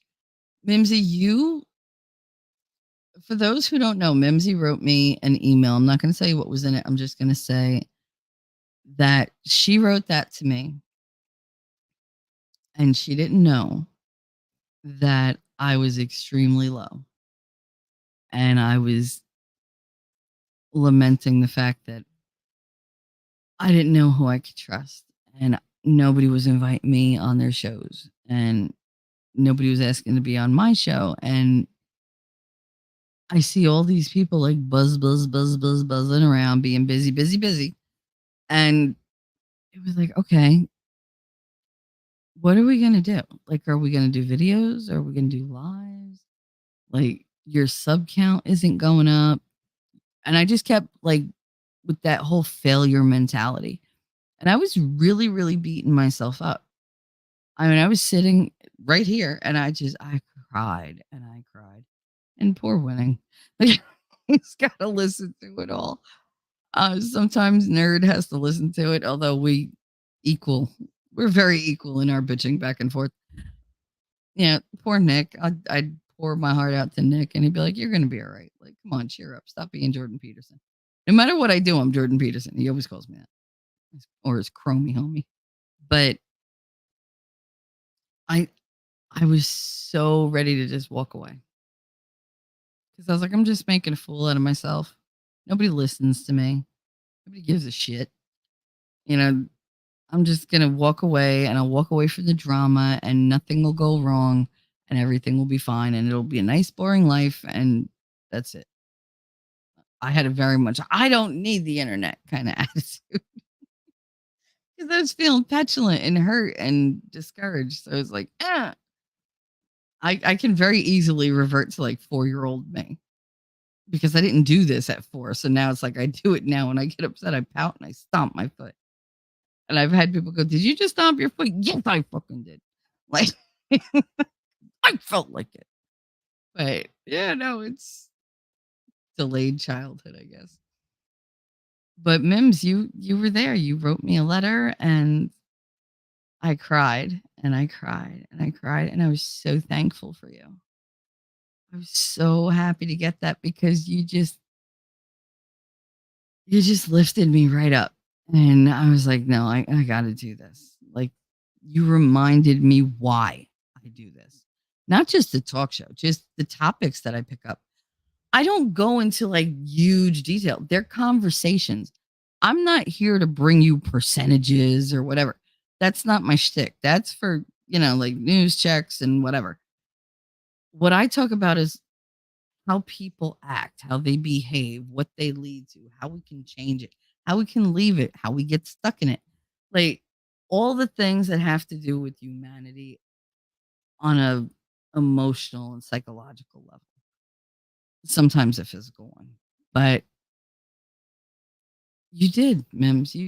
Your words with the whole it was a really powerful email, guys, and very private. But to have somebody tell me that, I make a difference in their day. The hell? Who wants more than that? I wouldn't have given a shit about monetization at all, except that I knew I was going to get it. The night that the White Rabbit said that when her mom, who she loved unbelievably so much, was sick, that she would spend like 12 hours just waiting and she would listen to my streams. And she said it was comforting. I can honestly tell the White Rabbit, when I know you're listening, I have never thought of my voice as comforting. I doubt many other people do. But maybe they do. I don't know. Like Malloy, when I was in his chat the other day and I was like, all right, bye Malloy and da da da. And I tried to exit out and it wouldn't let me. So I was like, I have to reboot this whole goddamn computer. And right before I switched off, I heard him say, I love Shelly's voice. I love her accent. And I was just like, Mr. Malloy. But I didn't type it and he couldn't hear me, but said I was rebooted my computer. But I was thinking about that all day. I was like, I always think that you guys are joking because nobody likes a Jersey accent. Nobody. I mean, I know Winning always fucks with me because he's like, oh, from Jersey, dirty Jersey. It's like, whatever. Usually I hit people that talk about Jersey, but it's like, he just like it. So, but yeah, no. Your letter, I drew so much inspiration, motivation, and confidence from that letter because it came shortly after, for the email came shortly after we had, Frog and I had split for the morning show. We weren't doing his morning show anymore. And I was never going to be on his channel or in his channel or have anything to do with him or his channel. And I forgot where I was going with it. Oh, you. It's just what you said to me that brought me right back to that horrible feeling of abandonment. Nobody quite knows how hard it is for me to smile every day, for me to get up here and be like, hey, guys. Da-da-da. I love it. Don't get me wrong. I love every minute of it. But some days it's not there. Some days it takes all the energy I have just to like blink. I won't move at all. And I would never want to bring that to you guys. I would always want to bring my best. I wish I didn't squirrel as much as I do now. But you tell me who you hang out with, and I'll tell you who you act like. So it's a thing. Lady Autumn, hey Mimsy, hey Autumn Sky. That's not been my experience. I live in Tennessee and there is protesting to have shoulder gun law, and the people with rifles next to their name, when people with R next to their name are the only ones saying not so fast. Well, I mean, I think that the Democrats have so much on their mind as far as what they want to accomplish. Like they want to fight for transgender. They want to do this. They want to do that. How about I want you to come fix my street? How about I want there to be one fucking crosswalk where I can just roll my daughter off the crosswalk and back on without having to like and push her up, because that's like a lot. When does that happen? I just squirreled and my mind just closed down. I'm not going to cry. I'm not, because I felt it coming. I told you guys that it started. Actually, it started right now. So let's go. We're going to take a minute, talk amongst yourselves, because oh my God, I feel like my brain is going to ooze out of my eyeballs. That would be gross. But again, I don't know what I said. The last like minute was my brain acting independently from me. And that's because I haven't slept and my meds are fucking with me. So I apologize for my mental limitations as of late. I don't know what to do about it. I really don't. That's not been my experience. I agree. I agree completely, Les. Like, I have not had one Democrat speak on a point that I could honestly stand behind them, because they have so many that I don't stand behind. They're like, I know this one thing agrees with you. Yeah, I agree with your one thing, but you got 50 other ones that are going to screw me over. So that one thing is not going to cover it. It's just not. Oh, well, remember, I don't remember that being you. I remember when the gas went up to like $4.50 a gallon. Yeah, that was you.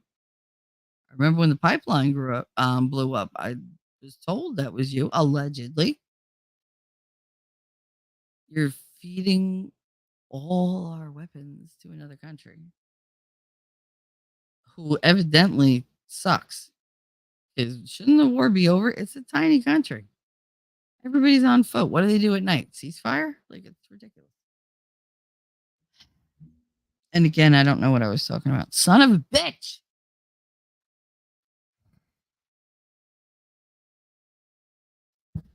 Here's the thing. Right now, my thoughts,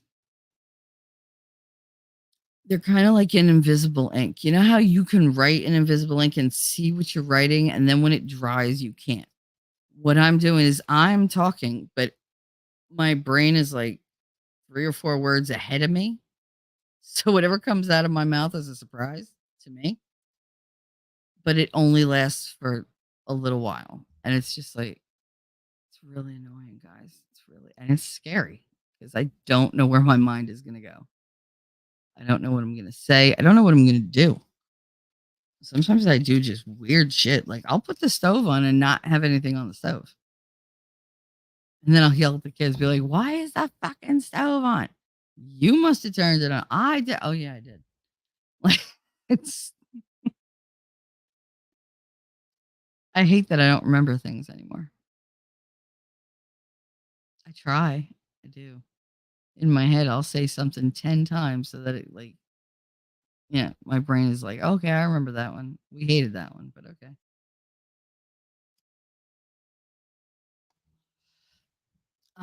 Mimsy said, "Ow, that's oh, that's precious, Shelley. The love of your children. Oh my God, you used to love the car and air shows too. Oh hell yeah. Yes, just got home, got your email, and then had to go in again. Oh, honey.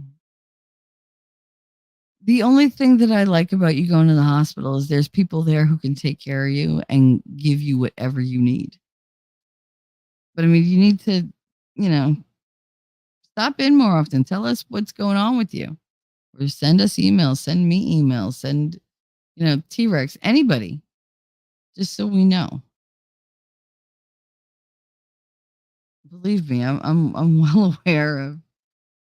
Oh my god, I'm going to the hospital. What do I do?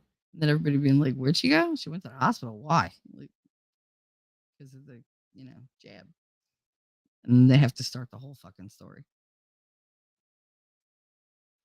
In my honest opinion, pretty much everyone wants to make the world better. You'd be surprised. Some people just want to see the world burn. That's the joy they get from it. It's ridiculous. The problem is that we disagree on what's wrong. And core media keeps us fighting over small shit, so we don't discuss the big ones. Yeah, they don't bring up that rappers have to spend their money basically on crap.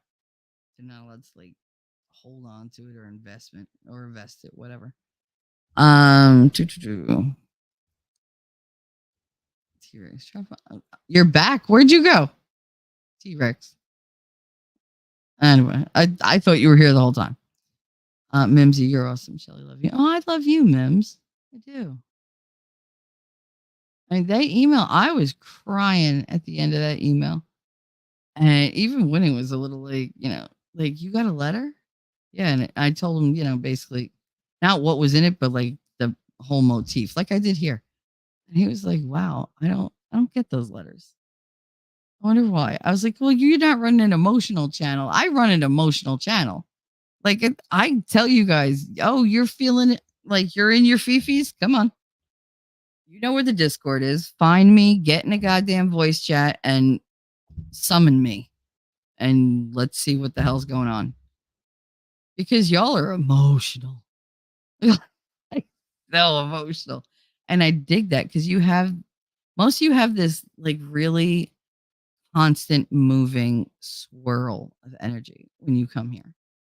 I don't know what you're like before or after, but when you're here, it's almost like an ice cream cone, like a soft serve ice cream cone. Like your auras all become like flames, like just one tall flame. It's beautiful. It's beautiful. Uh, I don't really. This is getting on my nerves. I don't really know what to tell you guys. I don't know what I'm saying. I know I start a story and I end it somewhere, and I just don't know what the fuck is going on. But I'll figure it out. When I hang up here, I'll call the doctor and I'll tell him.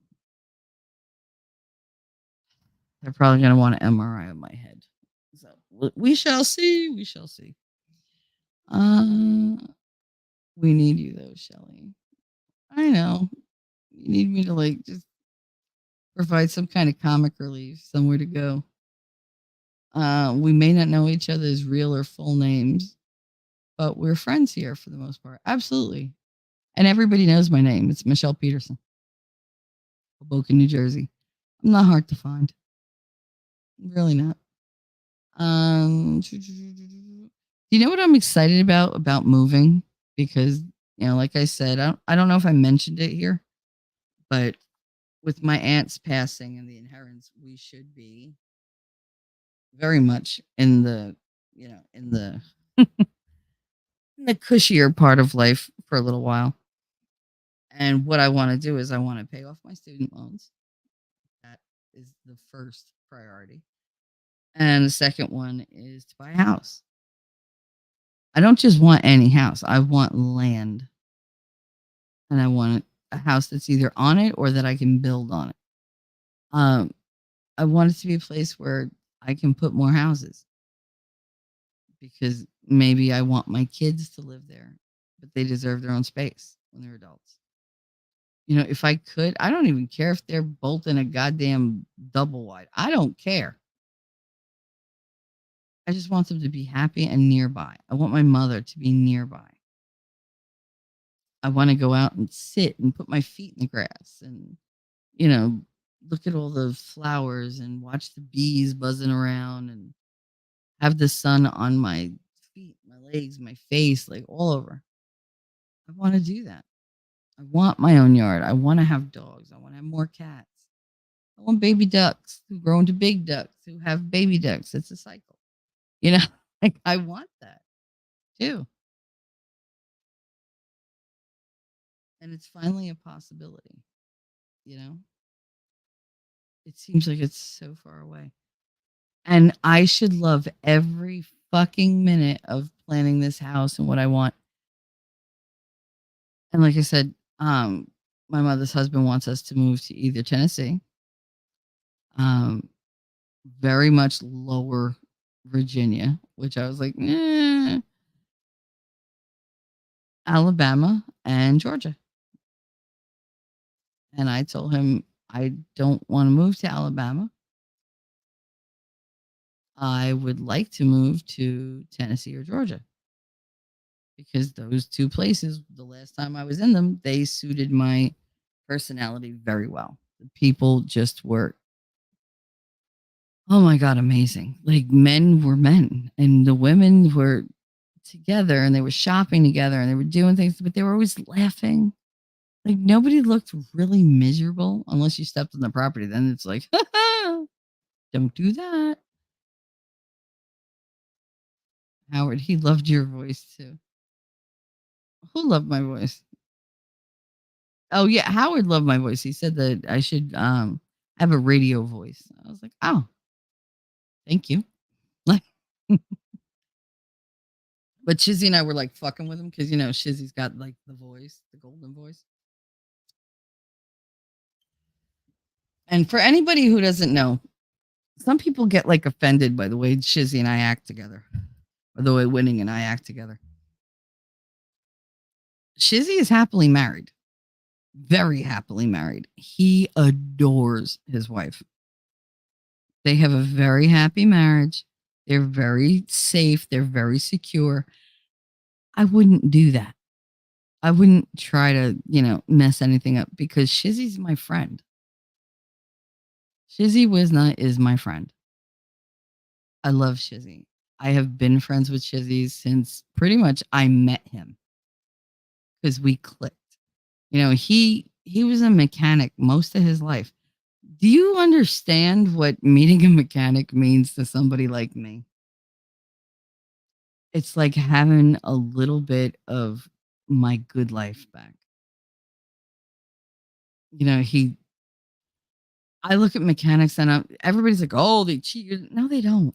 Maybe you get occasional ones, but the ones who stay in business, they're reliable, they're trustworthy, they're honest, they're hardworking, and they're never going to tell you to go, like do something that they wouldn't do themselves.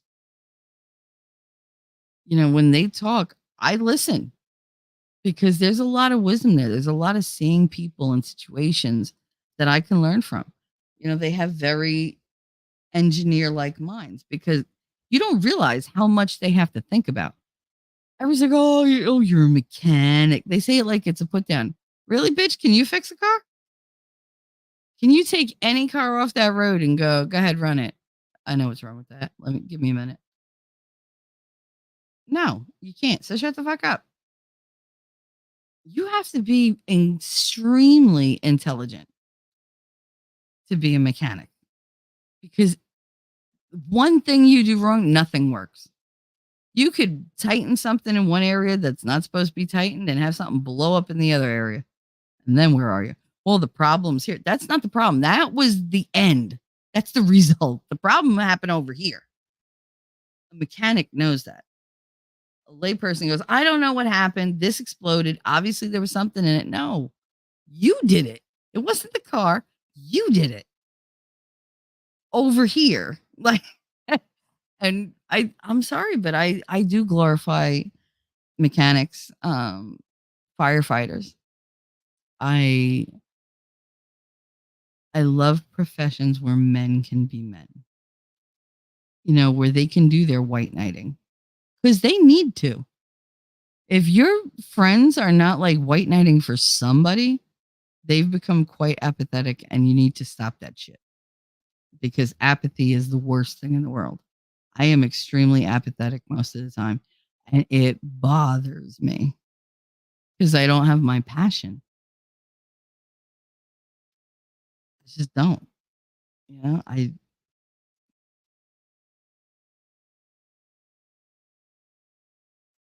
There were a lot of days in the last 2 months where I wished I had refused the antibiotics. I wish I would have just told them, "Just dope me up with the morphine, it's fine. Just let me go." Because I hate being alone, which is why I sit here and I talk to you guys. It's not when you talk to me and you tell me your problems and whatever, that doesn't bother me. That distracts me, yes, from my shit, which is great. But I get insights into why I'm afraid, why I'm done. And I get that from you guys. I get the will to go on from you guys because people need me. I have to be there. Not just my kids. I mean, if I was to go, my kids have tons of relatives that don't speak to me, but they would happily take them in forever,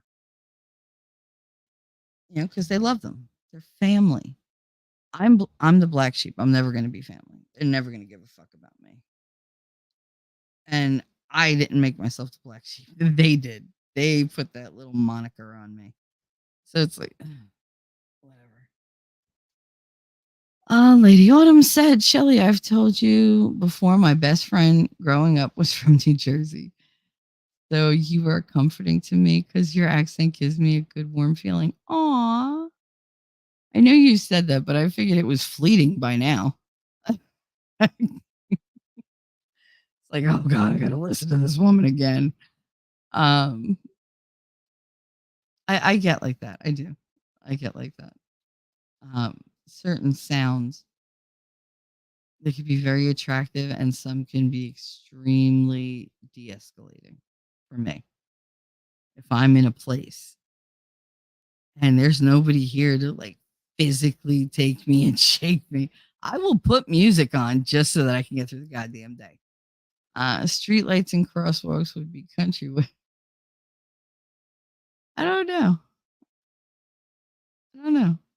Talking trash. Yamaha. Hi, baby. I see squirrels all the time, whether they're there or not. Yeah, I do sometimes have like hallucinations and I hear things. I don't see things. I hear them. And it worries my son, but like the doctor said, because I told doctor, I was like, am I schizophrenic? Like, why am I hearing shit? She's like, no, that's one of the effects of the pill that you're taking that I upped with the other pill that you're taking. So now it's not even the GABA that's doing it to me. It's the effexor with the GABA, like interacting with the GABA that's causing me to have all these like brain farts. So it's like, ugh. I'm like, can I get off the effexor? That would be great. Not yet. No, not yet. No. Yeah, no, let's just wait for me to forget how to walk or like talk or, pee or something. Somebody's calling me. Let's see who it is, shall we? Hello?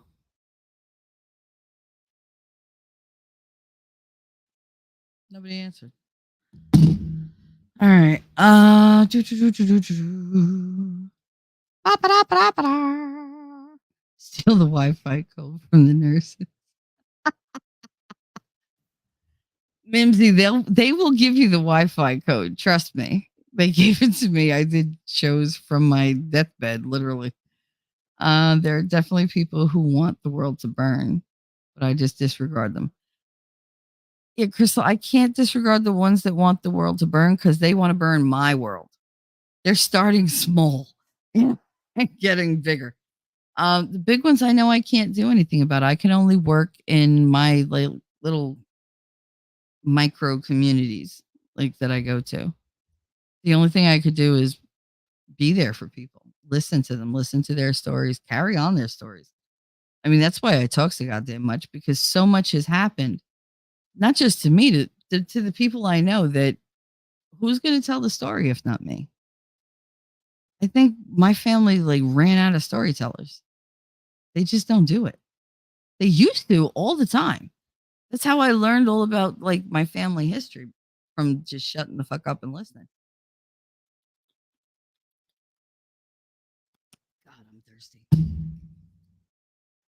But um, who's going to learn them from me if I don't put them out there like this?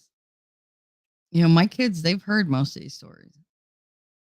I mean, I have thousands of stories, but I enjoy like sharing that with you guys, like things like the gas station memories, what they mean to me. Because I don't go through my life with blinders on. I really don't. I wind up in situations where it looks like I had blinders on, but no, I'm usually aware of everything that I'm doing, but I have a weakness when it comes to my heart. When I care about people, I love them. I tell them I love them. It gets twisted sometimes. And I'm just like, no, it's not how I meant it. But fine. And then I really get invested. That's how I always found myself in relationships, just by accident. They'd be like, "Do you like me?" And they're asking me, "Do you like me?" And I'm just like, "Yeah, of course." I Okay, and then it's up my butt, and I'm just like, "Whoa!" Like I don't mean it actually, but they're just like attached to me, and I'm like, "Why are you with me? Like, why are you going everywhere I go? What do you want?" Just you." Oh, okay, just that, huh? Well, let me go grab a fucking bow. But I don't know. It was just there it goes.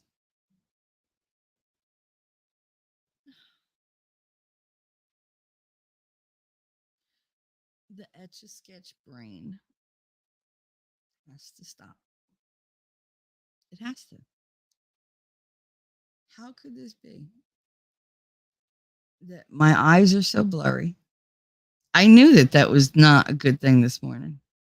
That my eyes were blurry, so that means there's like pressure, and that my brain is foggy. I did not know I was gonna start losing my thought in the middle of actually saying the goddamn thought. But that's what you get, right? I'm gonna have a bad couple days because I had a great couple days. Saturday night, Winning had his Ron Paul thing, like I told you about his Ron Paul video with, oh God, who was his guest? Don't tell me, I know it. Liberty Unleashed. And a senator showed up in the chat. And I told you guys a little bit about this before, but this guy was really like into Ron Paul, and he was really into like all his principles and stuff like that and his platforming. And they were talking about it. And I was just like, wow, how come I don't like remember any of this? And then they said, well, they would say the number one candidate right now is this one.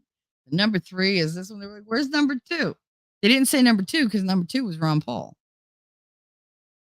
And they didn't want the nation to know, oh, you like him. You really, really like him. Like, no. So they figured they'd forget by the time they got to the ballot box. They'd vote for one of the two big name, propagandists that are out there. That's what they figured, and that's what they did. That's what they did. And it's a shame. This voter ID thing is also driving me crazy. Oh, you can't vote without ID. Okay, good. You should have ID of some sort. For me, it's my signature in the register book. They take off my little perforated ticket. They hand it to me. I go in and I'm done.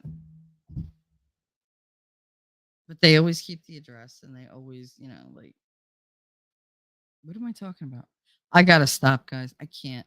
I can't do this. I can't keep losing my mind. And I feel like I'm losing my mind because I'm stressed out. I'm worried about shit I shouldn't. I'm worried about people who can honestly take care of themselves. And I'm just,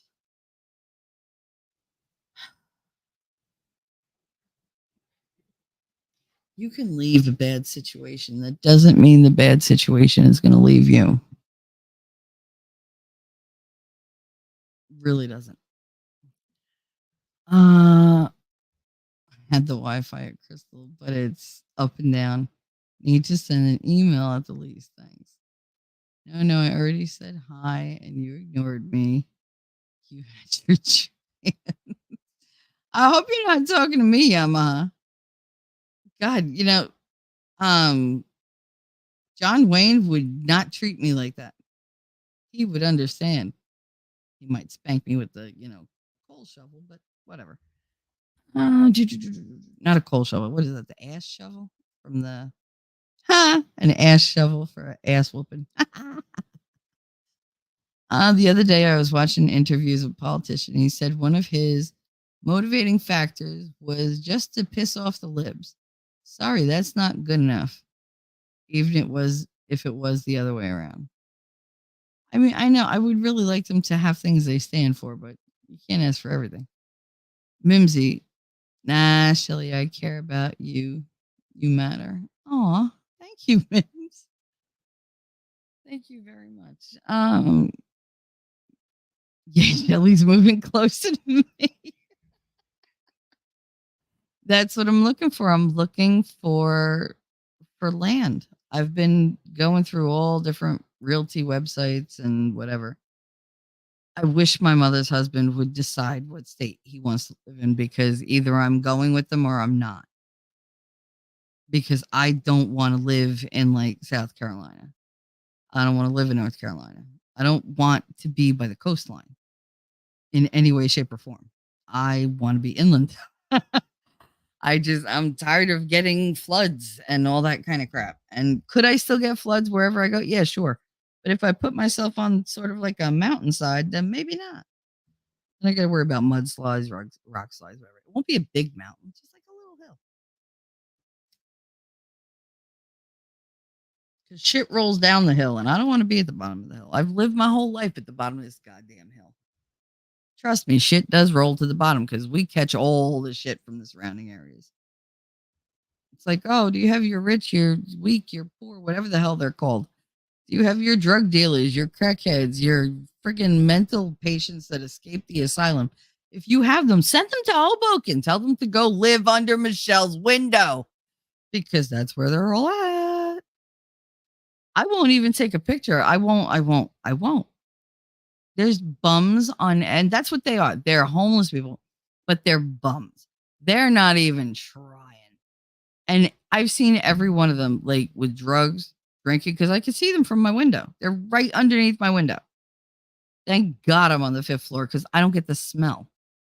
And trust me, they smell so bad. Normally I have a huge heart for like homeless people or whatever, but when it comes to this shit, where I can't even take my kid downstairs because he's like, why are all these people sleeping out here? Because the government sucks. Let's go. And he's like, they're illegal. I don't know what they are. We just got to go. I don't want to send him down there by himself. But I want to get the fuck out of here. I want to go somewhere where there's nature. So sick of concrete. I want a house. I want my own little room for like a studio and art because I love doing art. I don't want that taken away from me. As it is, I had a hard enough time just using a mouse today because my hand kept cramping up. Now the pill kicked in and I could like move my hand a little bit, but it was touch and go there for a little bit. I said a little bit a lot. I'm sorry. I'm not so comfortable sharing my last name on the YouTube. No, and nobody should dox themselves if they can avoid it. But what are they going to do to me? Nobody's coming here. Nobody gives a fuck. And that's good. Stay the fuck where you're at. Like, it's fine. But I don't know. I've had so much taken from me or done to me throughout my life that I tend to be preemptive and I just go and do it because it's on my fucking terms. As long as it's on my terms, I'm good with it. Well, maybe not good with it, but I could live with it. So, not comfortable sharing your name on YouTube. I've shared too much other identifying info workplace. So I know. Work name, old suburb, but I'm fairly open in private conversation. Yeah, it does. I mean, I have no problem with people knowing my name. I don't. I think for what they tell me, what we discuss, I'll let them call me whatever name they want to come up with, whatever name is comfortable for them. That's what nicknames really are all about. You give them a nickname not to describe them, but because it's affectionate. It's some people like me. I change your name. I give you nicknames. I assign different, like strong characters to each of you because I have images of each one of you in my head.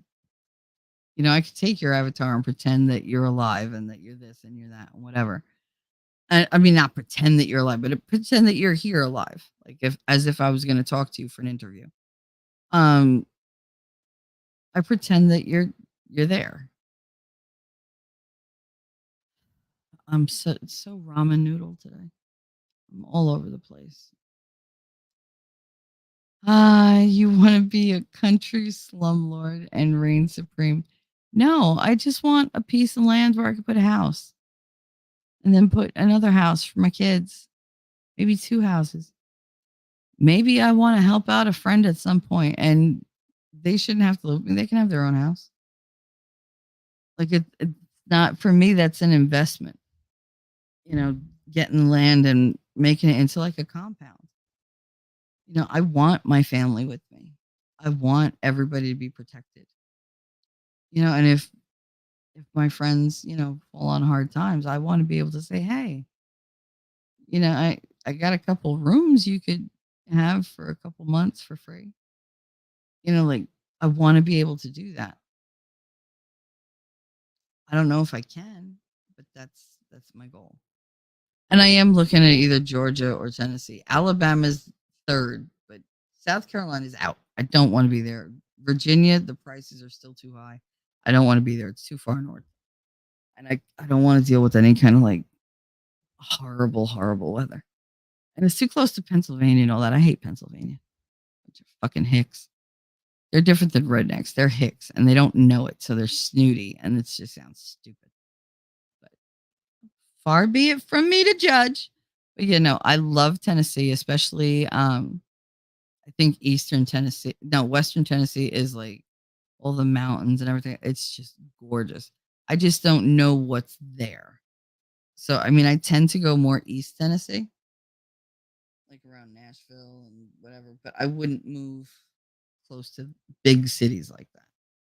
I mean, I might move close to a big city, but not a big city like that. Like I don't want to be on the outskirts of like Atlanta. I don't want to be on the outskirts of Biloxi or whatever. Like I want to be able to drive into town, not the city, town. Yeah, as long as there's a Walmart somewhere, I'm good. I don't have a lot of requirements for life. Like I just want to have fun and relax, raise my kids. I want them to be good people and I want a life where I don't have people on every side of my walls. Like if I want to play a video game or play music, I want to just play it. I haven't taken a break from wearing earbuds since I moved into this fucking shoebox. So it's been 20 years. God. 20 years. I can't believe. Yamaha. You went, yeah, we already read that. Around here, just but a shed in the back, and boom, kids have their own space. Oh yeah, no, I love those sheds that they make now. Holy shit. My Christine made one. And I was like, "You're making a shed for Donna." She was like, "Oh my God, it's like her little woman cave." I was like, "What are you talking about?" And so she built it when she sent it. I was like, "Oh my God, you built that? I'm so jealous. I want one. Where's mine?" And she was like, "You don't have a yard." I was like, "I don't care. I'll put it in the living room." Like, what the fuck? Make mine. No, no. If you ever get a house, I'll make you one. Bitch, I held you to that. And believe me, when I get a house, your ass is going to make me that shed. And I know you're listening, Christine. I love people that listen and never fucking say anything. My mother does that. She listens to these every once in a while and then she'll be like, What's the matter with you? Nothing. I caught one of your shows. Oh, that's what's wrong with you. Can't believe you say those things about me. Why? They're true. No, they're not. From your point of view, they're not true because you are self blind. She is so willfully blind whenever she wants to be. It makes me sick. Uh, Yeah. I want a house near the beach, like 1 or 2 blocks away, but I'll never be able to buy one in my country. Plan is to marry a foreigner when I'm ready to retire and move to their country. Oh, that's not bad. Bit far off, but I mean, maybe you could retire tomorrow. I don't know. Yamaha.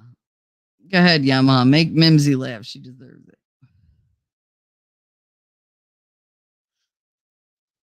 Ah, I'm scrolling through, guys. Yamaha said, when I first heard you, you reminded me of that station manager that was knocking boots with Frasier.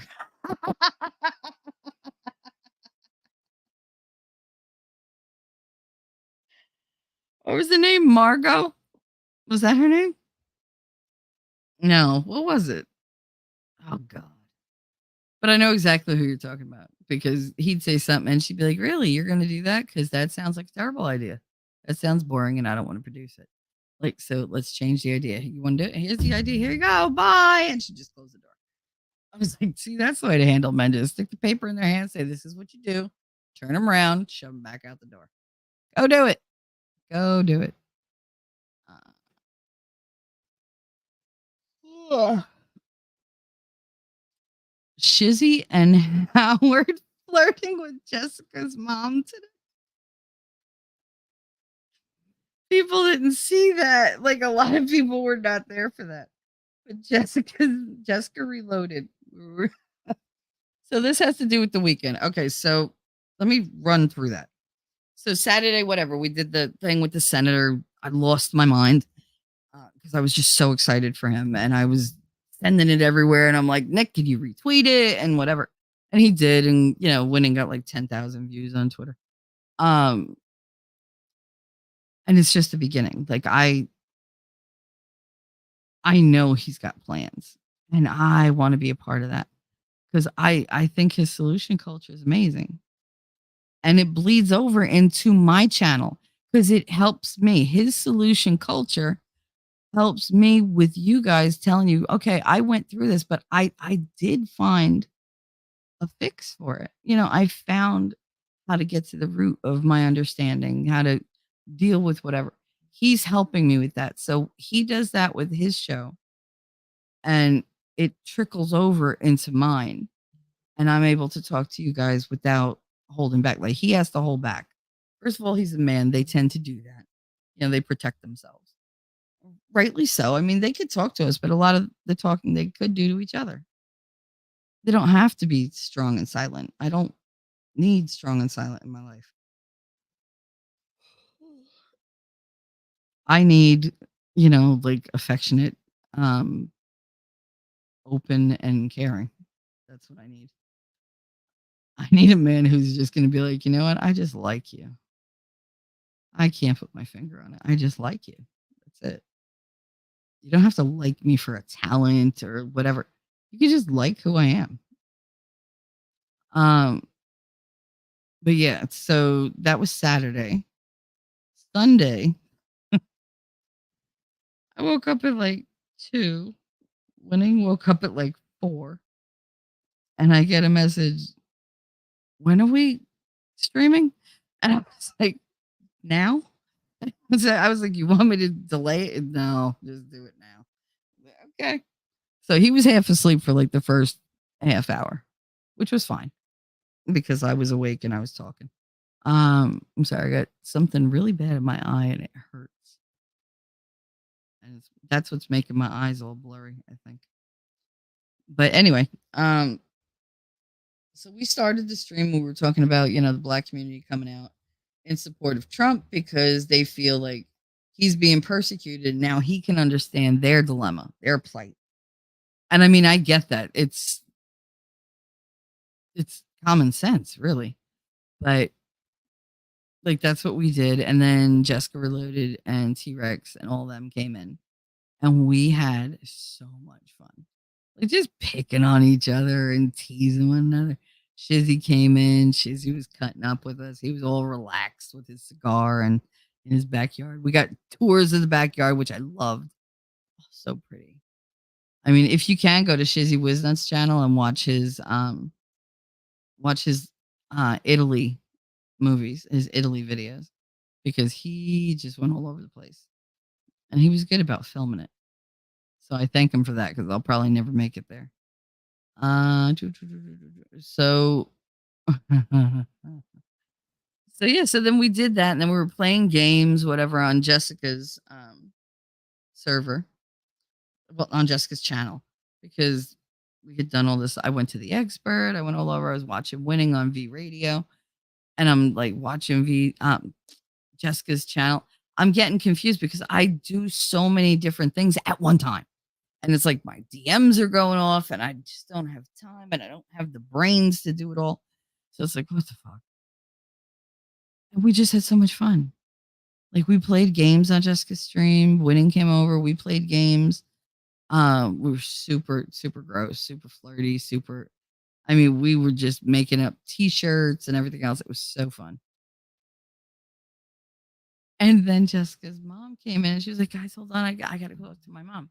So these guys are like, hey, come back. And they're talking to them and they're like, ooh, you're so beautiful. She was clearly embarrassed. Jessica was clearly embarrassed. And they're all like, oh, I loved meeting your mom. I'm like, I don't know if her mom loved meeting you, though. Like, she was not prepared for that. Sometimes you got to warn us. All I said was, Mama reloaded. And they just went that's because they were like, "Yo, who's gonna unload?" And it was terrible. Like, I would have been like, "Oh my god." It was funny, but Jessica was so uncomfortable. Oh, absolutely, because it's your mom. I guess most people are when they see someone flirting with their mother. It's just, her mom's married to her dad, so she's like, "Hey, like, don't do this. Like, this is my mom. Why you don't put her on the spot like that? She doesn't like that." Maybe she's super religious or something. We don't know. It could have been very insulting. You got to be careful. Uh, I figure if the engine turns over, screw the extra. Oh, Yamaha, no. Shizzy was telling me mechanic stories yesterday. I was hysterical because that kind of shit always happened in our shop. Uh, Same here, Shelly. Really respect mechanics. Yeah, firefighters, etc. Yeah, that's my body telling me to go to sleep, bitch. T-Rex, I have to sleep. Good night, y'all. Yeah, I gotta sleep too. Damn it. Good night, T-Rex, even though you're gone already. I thought she was just ignoring me again. My animal magnetism has that intimidating effect on some women. Yamaha, really? Lady Autumn Sky, T3. Wait, what the fuck kind of meds are you taking? Let's see. There's what the hell is the Inderol is for the shakes because my nerves in my arms and my hands make me shake something terrible. If I don't take that, I can't even begin to try to hold my phone. Like nothing. I have no grip. I have nothing. I take Lipitor for the cholesterol because that is a thing now and it never was before. But I also have like high clotting factor now in my blood, which I never had. It's some type of blood disorder, and they're like, "Oh, it's usually related to blood cancer." That's great, or it could be bone cancer. That's great. So they tested me, and I'm fine, but they don't know why this is in my system. Um, so I'm on the Lipitor. I'm on levothyroxine for Hashimoto's. I've been on that for 15 years. The Inderol I've been on for like a year now. Yeah, about a year. The Lipitor too. Um, they have me on gabapentin, 600 milligrams a day. I only take 300 because if I take the 600, I get those 15 minutes of nothing but gibberish. And sometimes they're not even real words that are coming out of my mouth. So I got to be careful. And then there's the Effexor, which that's another uh, mood pill. There's the big one that's 100 milligrams. And then they gave me a bump. So now I take 100 and I figured out it's 175 milligrams a day. And this week I had to take Flexeril because my hip, I couldn't do it. There was something wrong with my hip this week. Maybe the way I was standing or whatever, but it fucked me up. So I had to take that. But yeah, that's what I take. I think I got everything. Um, I don't know. Did I? The Inderal, Effexor, Lipitor, Levo. Um, oh, and then there's Lasix. I forgot the water pill. And it's not any standard water pill. Like you take that, you're going pee. I can have hallucinations with my condition, narcolepsy, sleep disorder. Yep. So it could also be from lack of sleep on your end, not just the meds. I think it's a combination of the two. Um, Yamaha said, yeah, neurontin, that's what the gabapentin can do that. Just the side effects of mixing meds too. Yeah, because they give me, if it wasn't for my pharmacist, you know how many times these doctors would have killed me with the shit that they prescribe? They don't tell me not to eat certain things with them. They don't give me any fucking advice. If it wasn't for the pharmacist that I have, that I like adore, it's called Medicine Man. He's like this little itty bitty pharmacy. He knows my entire record off the top of his head. And when they gave me like certain meds, he was like, no. He was like, you're taking this and this. You can't take this. You'll wind up in freaking like a coma. Oh, that's nice. One of them that they gave me, he was like, if these two mix, you have a good like 60% chance of having a stroke or like an embolism. Ha! Okay, we'll skip that one. Like, I don't want to take that. So he's good at that. He's good at making sure that I don't take anything that I'm allergic to because he knows the coding on certain pills that are manufactured by certain brands actually have something in them to cause me to have an allergic reaction. And so I told him that, and he's like, I understand. That's why they switched me to like Levo instead of Synthroid because the Synthroid gives me hives. It feels like I have ants under my skin when I take something like that. It's just weird. T-Rex said, I don't want the world to burn, but I'm a troll deep in my heart. I mean, I'm a heckler. That's what I've always been. I'm the one that yells out the pithy one-liners from the audience. So I want to introduce just a little bit of chaos into the lives of everyone I meet. Well done. Uh, it's not bad chaos, just like random road trips, crazy midnight adventures, and slightly trolly comments and chats. I mean, that sounds awesome. In the new job I've been doing, I had an interview with a lot of people, and from what I can tell, these insights were most people are decent people, but they think everyone else is bad. That's true. Yes, there are bad people, but not everyone to spend your energy on unless you're in direct contact with them. Yeah, no, I've taken the approach where I don't want to borrow trouble.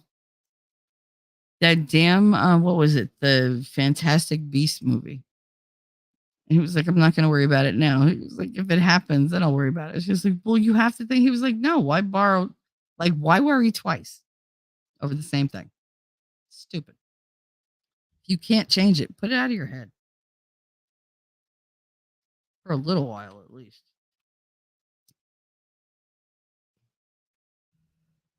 Most people tend to worry about people that live in a different town doing the wrong thing, people they haven't met but hear about.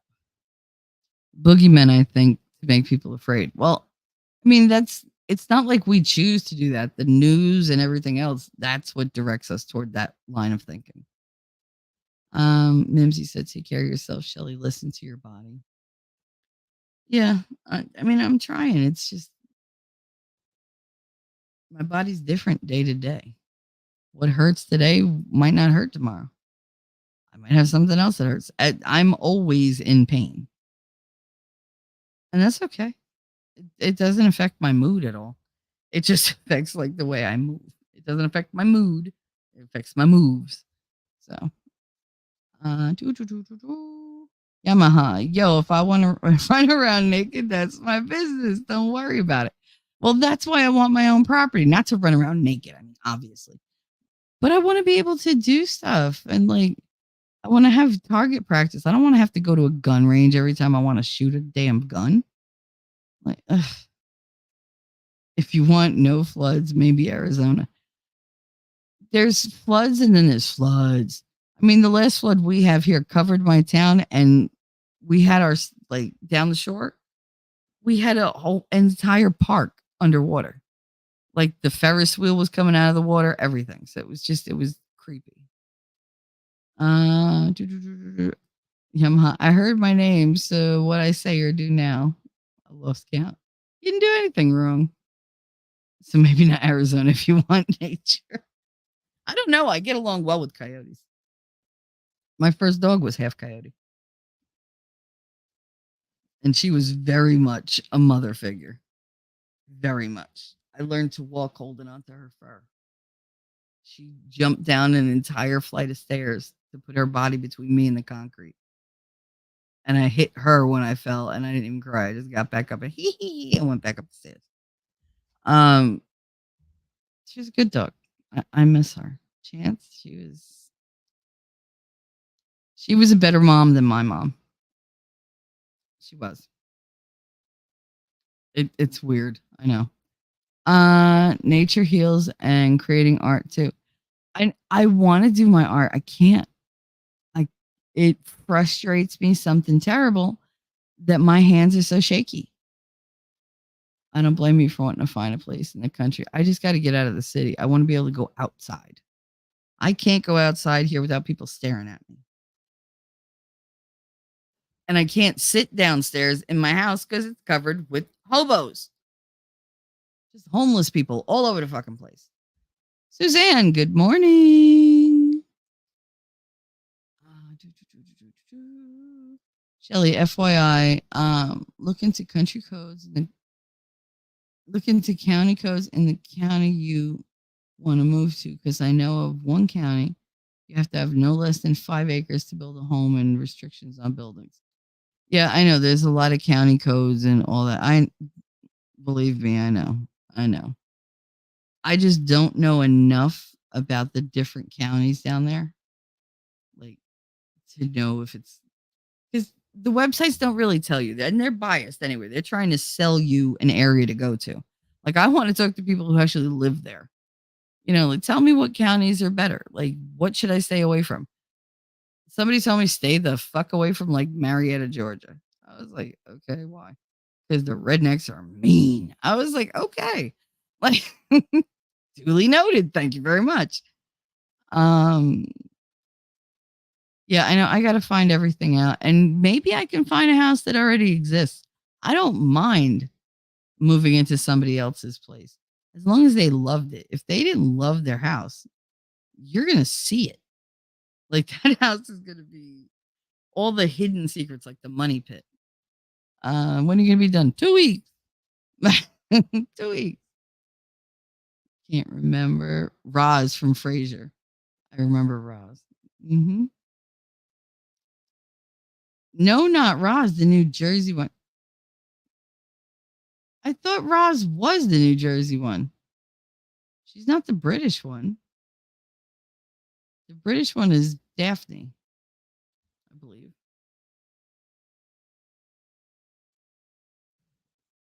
Oh, wait a minute. Full Monty. Yamaha had said full Monty or nothing, baby. Warnings are boring. Yes, they are. Yes, they are. Chizzy and Winning and Howard were all sitting and we're talking. I was like, all right, Howard, take off your shirt. And Chizzy was like, we'll all take off our shirt, but you're going to be like, hey. I was like, I don't think so. But let me tell you something. Those are good looking guys. I mean, I don't know about Winning. He's a good looking avatar. But Chizzy, no, I've seen Chizzy without his shirt on. It's like, okay, damn. All right.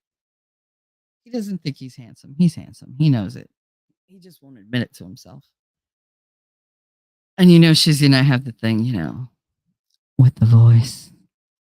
And apparently Howard really likes my voice. And he said that I should do an ASMR channel. And I'm just wondering, should I do ASMR? Should I make something of just me repeating things, of me reading books? Because this is what it would sound like, and everybody would fall asleep. I don't think I could do that. I'm a naturally loud person. Like, it's just, I'm used to talking over lifts and air guns and friggin', like the air socket wrenches. And it's like, oh. You know what it's like to tell somebody something all you hear? Zzz, zzz, zzz, it's loud as hell. You just got to be loud. Shelly, go rest. I'm going to. We're almost at 4 hours, and I like it to be more even. First thought was surprise butt sex. Okay, Inya, that's not on my agenda. Just saying, not on my agenda. T-Rex said, I'm not gone, just trying to sleep. I'm overtired now. Yeah, I know that feeling. That was me last week, and I was snapping at everybody. Damn it, my cell keeps dropping service out here. Jen with no filter. Hi, honey. Too many folks online. Yeah, that tends to be a thing. Shelly, we share a med. It affects her. Yay! All us depressed people unite. Because it's like, affects her, though, is what stops the hallucinations for you. Yeah, see, for me, it doesn't. It doesn't do shit for the hallucinations. She upped it to do that, and it doesn't work for me. I keep asking her to take me off the goddamn gabapentin because I don't see how it works. I mean, all it does is it makes me spike into like this super high energy mood, and then it drops me and I crash so hard I'll sleep for 2 days. Or I'll just sit there and hysterically cry. Never mind the fact that I'm super emotional this week because my menopause is really gone. I don't understand it because now I'm getting it like I'm getting my friend every 3.5 weeks. It's like, I don't want it. I'm not making babies. I have no mate. I am old. I am just done. I was through the menopause. I went through it. I did the night sweats. I did the freaking like everything that goes with it. I did the rapid fucking mood swings. And what did I get from the jibby jab? I got my period back. That ain't fair. That ain't right. I don't want it. Take it back. Take it back. F Lipitor screws up your brain. Does it really? I need that good cholesterol or my brain won't work. My mom's memory got so bad from taking that Lipitor. I wonder because it's not helping my cholesterol. My cholesterol is the same as it always was. I mean, it's never been, I was born with like high cholesterol. It's weird. Like I've always had a problem with that. But I mean, they didn't say anything about the Lipitor messing up my brain. I sit there sometimes, poor Winnie, like I'll cry. Because I'm like, I know you told me, and I just can't remember. It's not there. It's just not there. Gabapentin, generic neuron, Neurontin. There you go. Brand name. Yeah. The GABA is what it's so strong and it's so much of it. I went from 900 to 600, but I was taking only like 300 once a day. And now they have me taking so much. I know quite a few homeless people from working on the trains. They sleep either on the train or at the station. Yet most are friendly, unless going through a psych episode. And I think that's a lot of what is here because they sit there talking to themselves and they're like, I see like one was walking like a leash, but there was nothing on the leash. And I didn't want to say, like, what the hell are you doing? Because I was by the window. But she was walking a dog that didn't exist. And I was just like, I watched, she went all the way like to the corner and back. She sat down, she picked it up and put it back in the carrier. There was no dog. Unless it was Superwoman, like Superwoman. Unless it was like Wonder Woman's like invisible cat, like the invisible plane. I don't know what the fuck it was. There was nothing there. Nothing. I kind of wanted to get her one of those stiff leashes that bobs up and down. It looks like it has a dog. But no, she had like the other one. She was just dragging it. But I'm telling you, they're crazy. They're absolutely crazy. I know you guys are likely not fans of the guy, but Michael Moore. Why wouldn't I be a fan of Michael Moore? Did a comparison back in '90 about Canadian news versus U.S. news and how the U.S. news is designed to make people afraid. Probably more true now. Well, yeah, because now they've reached out to other countries and said, hey, we did that experiment that you want to know about. We're done with the experiment. It worked. So we could implement it everywhere. I don't think they don't do that. It's very like, I picture all these people like doing the hand rubbing, where they're like, and your hands are just like rubbing together like in a circle and you just like, you know what I mean? Just got to be careful around the hills and arroyos. They still flash flood. Statins give me statins give me big cramps. Oh, the GABA gives you cramps? Like leg cramps? Did did they check you for blood clots? Because that's usually one of the symptoms is acute leg pain. Just gotta be careful around yeah, I read that. I know I gotta be careful around the hills and everything. I mean, I'm not gonna be like, oh, I'm gonna go live in Butcher's Holler. Like, no. Although I probably would love it, but no. Okay, but my connection won't hold. Sorry, Shelly, going back up to the room. Have a great day, everyone. Jen, thank you for coming by. I love that you did. It was great. Thank you so much. If you can do those YouTubey things, hit that like button, guys. And thank you to the people who have bought super chats that I read out. And yesterday I had super chats and I had um gift memberships, which was really nice. So I saw a lot of you join the family. So that's great. There's different ranks. There's the crew, the family, and then the bosses. The bosses get to have all their tarot cards done at their leisure for no charge. I don't charge anyway, but it's usually at my leisure. For that, it'll be at the person's leisure. Once a month. Alabama's very pretty, but good luck understanding anyone. Their accent's very heavy. Hello, I've talked to Camelot. Lord.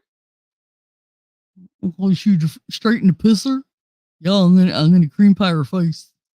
Just drives me nuts with that fucking mustache. Jim with no filter. Oh, they can have all kinds of nasty side effects. Spelling. Spelling again. It's okay, Yamaha. We know how to read typo. Unless you fucked it all up, don't worry about it. By Jim with no filter. Blah blah blah. My eyes are blurry. Again. Catch you later, Crystal said.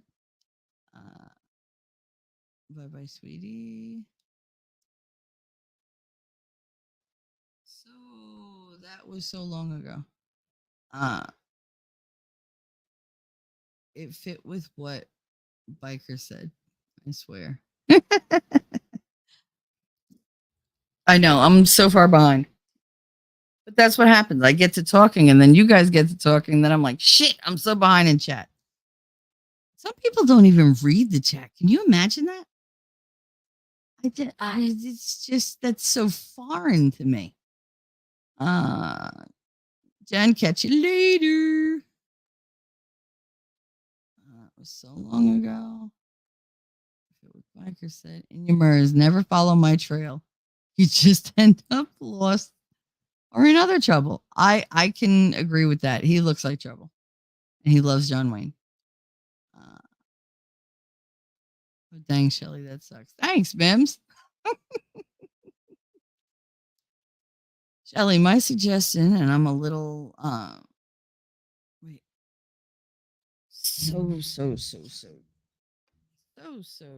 blurry. I'm a little serious here. Go on a trip to Canada, or even better, Cuba or France, and see a doctor there to review your meds, where it will be cheap or free to see a doc. I actually thought of that. And I was like, I don't know if I can do that. I can't really travel. To see a doc to review all your meds. No influence from drug companies. Medical is free in France and Cuba, even for visitors. Canada will have a small fee. Oh, I didn't know that. I gotta look that up. Yeah, hallucinations are happening because I just saw a palm tree just waving in the corner of my room, and there's no palm tree. I don't even have a plant. I killed a cactus. It literally was an unkillable cactus, and I killed it in a matter of a month. So I don't have plants in my house because they don't like me. I was like, you don't talk to them enough. Shut up. Uh, Suzanne told you to move here. I know, but I want to be where my mother's at. I don't have much time left, with her. One of us is going to go. It's going to be me or her. I kind of hope it's me. I don't want to have to bury her. Girl, I've seen people walking with a stroller look closer and there's a dog in the stroller. I think to myself, do they know the dog is supposed to be walking? Yeah, but it's just it's always the little dogs too. And I guess it's so they don't trip on them or step on them or people don't like get bit by a yappy little mop. Not a fan of small dogs. They're cute and everything. Not a fan. I like big dogs. Big dogs are highly trainable. They're highly cuddleable. And worst comes to worst, they will fuck up an intruder. Ba, ba, ba, ba, ba, ba, ba. Hey, Suzanne, I didn't see a slide in here. Yep, she slides in, slides out. Talking trash and truths, and everybody gotta go. See you later. Bye, Yamaha. Thanks for coming by. I love him. He's so great. Take care. Yamaha oatmeal will help cut body fat and is great for heart health. Sprinkle some flax onto it for added health benefits. Very cool. There are a lot of things. Avocado oil instead of other oils is good as well. I've heard that avocado oil is really good for like salads and like on sandwich bread or whatever, like whatever you're eating. You even like dunk in it. Oh my God, my mom used to buy me cactuses so I wouldn't kill them. Yeah, that's my mother bought it for me. She was like, "Here, I got you something you can't kill." I was like, "Is that a challenge?" No, Michelle. I was like, "What?" I still killed it. She was like, "How did you kill it? Like mine is like twice the size it was." I don't know, magic freaking green thumb. I didn't do it. I talked to it, I watered it, and then I didn't water it, and I just left it alone, exactly like you told me to, and it died. Um, your whole mind going nowhere. I hope from your lips to God's ears. Hey, Shelly in chat. Sorry I missed your show. Busy morning today. No problem, Texas Jen. It's all right. I don't always get everybody streaming. I'll stop by, which you did, and I appreciate that. Now leave a like and do the YouTubey thing. Share it out. Honestly, I think that's what attracted the senator to the stream. Because I always forget to put hashtags when I put stuff on Twitter. And this time I remembered. And I put out the hashtag for the show and I put, a bunch of I put out the posting for the show and I put a bunch of hashtags in there. So and I put Ron Paul as one of them. So I'm pretty sure that got sent to this guy. Because he said, somebody sent me your link. And he's only on Twitter. And I'm the only one that posted about the show on Twitter. So I was like, I mean, if I could make that happen for him all the time, I would. Uh, T3, did you see your DMs? I did, but since I woke up at like a quarter to 8, I didn't get a chance to answer any of them. I had so many because last night.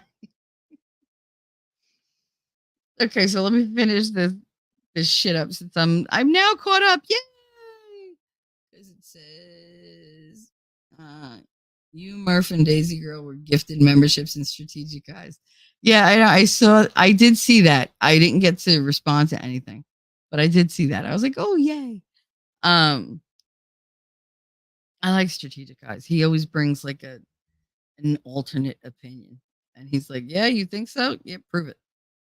I don't believe you. But why don't you leave me? Because I don't have to. Prove it to me. He's cool like that. I like that.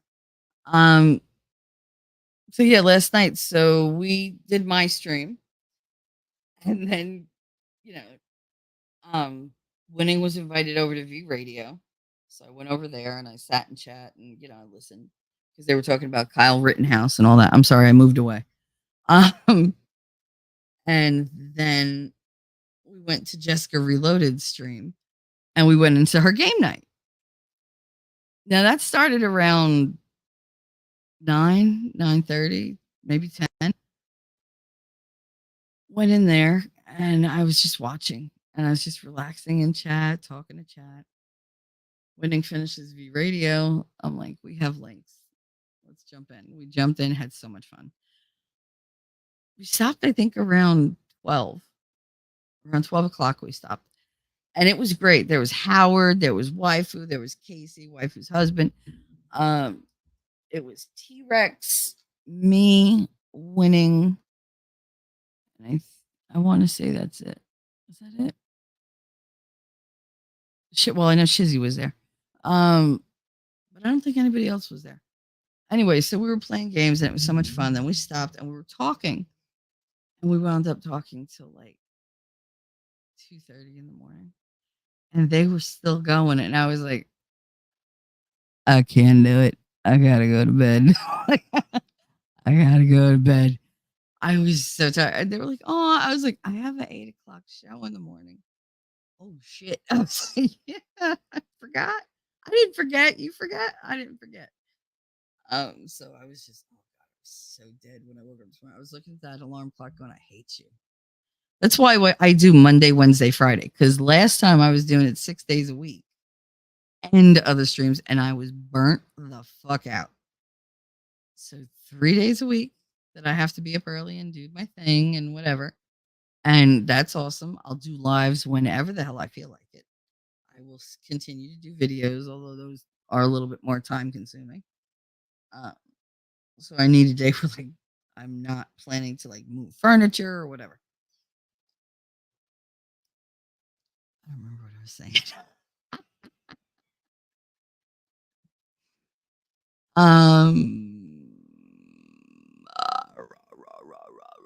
Suzanne said 40 memberships gifted. Trying to get me one. No such luck. I know it's weird. Like I was in somebody's chat when they were like giving like so many different memberships. And they kept skipping over me and like giving it to people who weren't even there. I was like, hello? Do you see me? I'm all like gray here. I want to be green. Like I want something. Or blue, whatever the fuck color it is. But yeah, no, we had so much fun last night, but now I'm so tired. So so tired. I don't even know what to do with myself.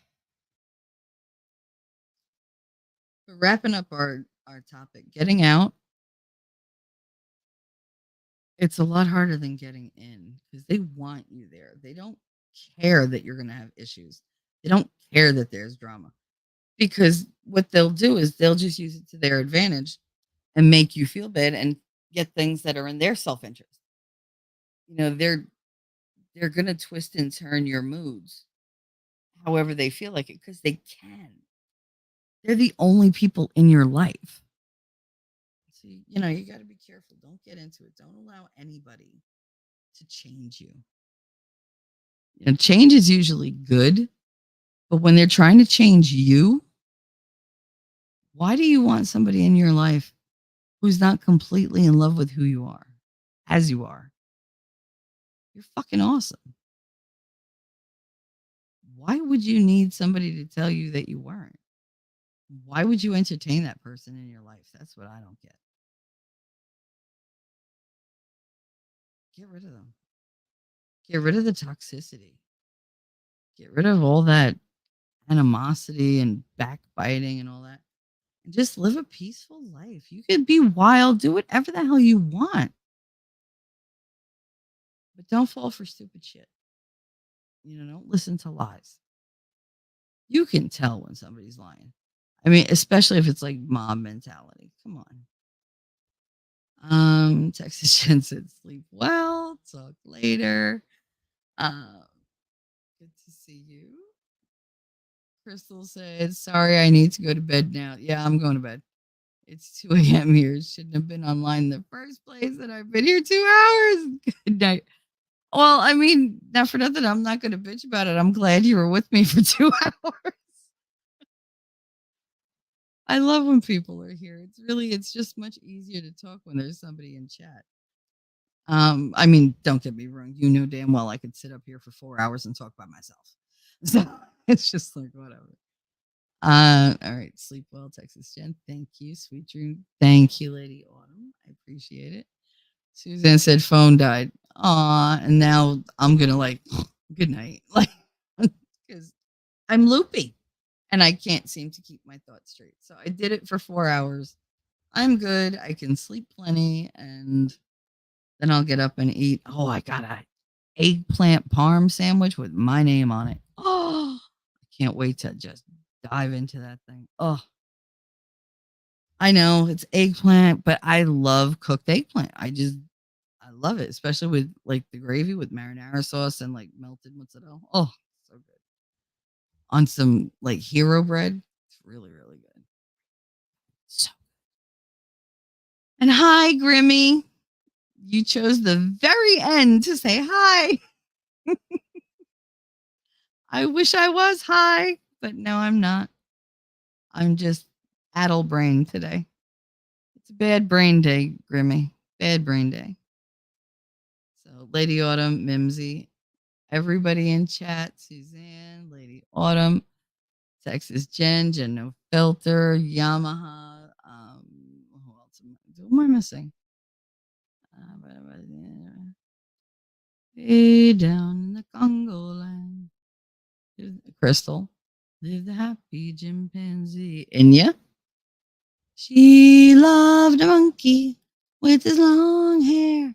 Oh, how she loved him. Each night you will find her there swinging in the coconut tree.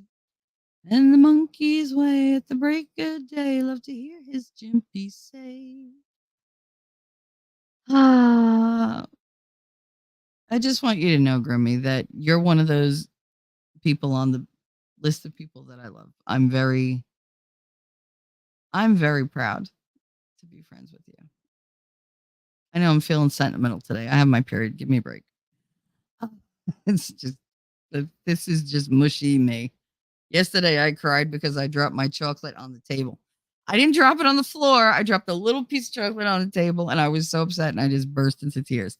That's hormonal. That is not my meds. That's just my body going, let's play with her a little more. Like, anyway, I'm going to shut it down. It's almost 12:30. I'm going to eat a couple bites of that sandwich that I sleep better because I'm hungry. I love you guys. I will see you Wednesday. I'm sure I'll see you before that in all the different chats and everywhere else because that's what we do. We travel together. And I love it. I love the support and the encouragement and the love that I feel from you guys. And you just have to know that I'm sending all that right back to you. So I will see you tomorrow and the next day and the next day. I'll see you tonight. But for now, I'm going to sleep. So, and when it comes to sleep, Good luck. We're all counting on you. I mean, really. Winning left me all these little things. Oh, you guys didn't see this. I'm going to assume a missionary position, and I'll probably be holding it for a very long time. What was that? I'm looking forward to taking it all in. Yeah, that's cool. Fucking winning. I can't with him. I just can't. Anyway, good day, good night, good. For me, you should say good riddance. Be like, good riddance, woman. Go away. I will talk to you guys later. I love you, and I will see you in the funny papers. Bye. Jersey girl, I know that you're a Jersey girl inside. 4 a.m. at a diner, stop singing, living on a prayer. I'm thinking maybe you're a Jersey girl with all those highlights in your hair.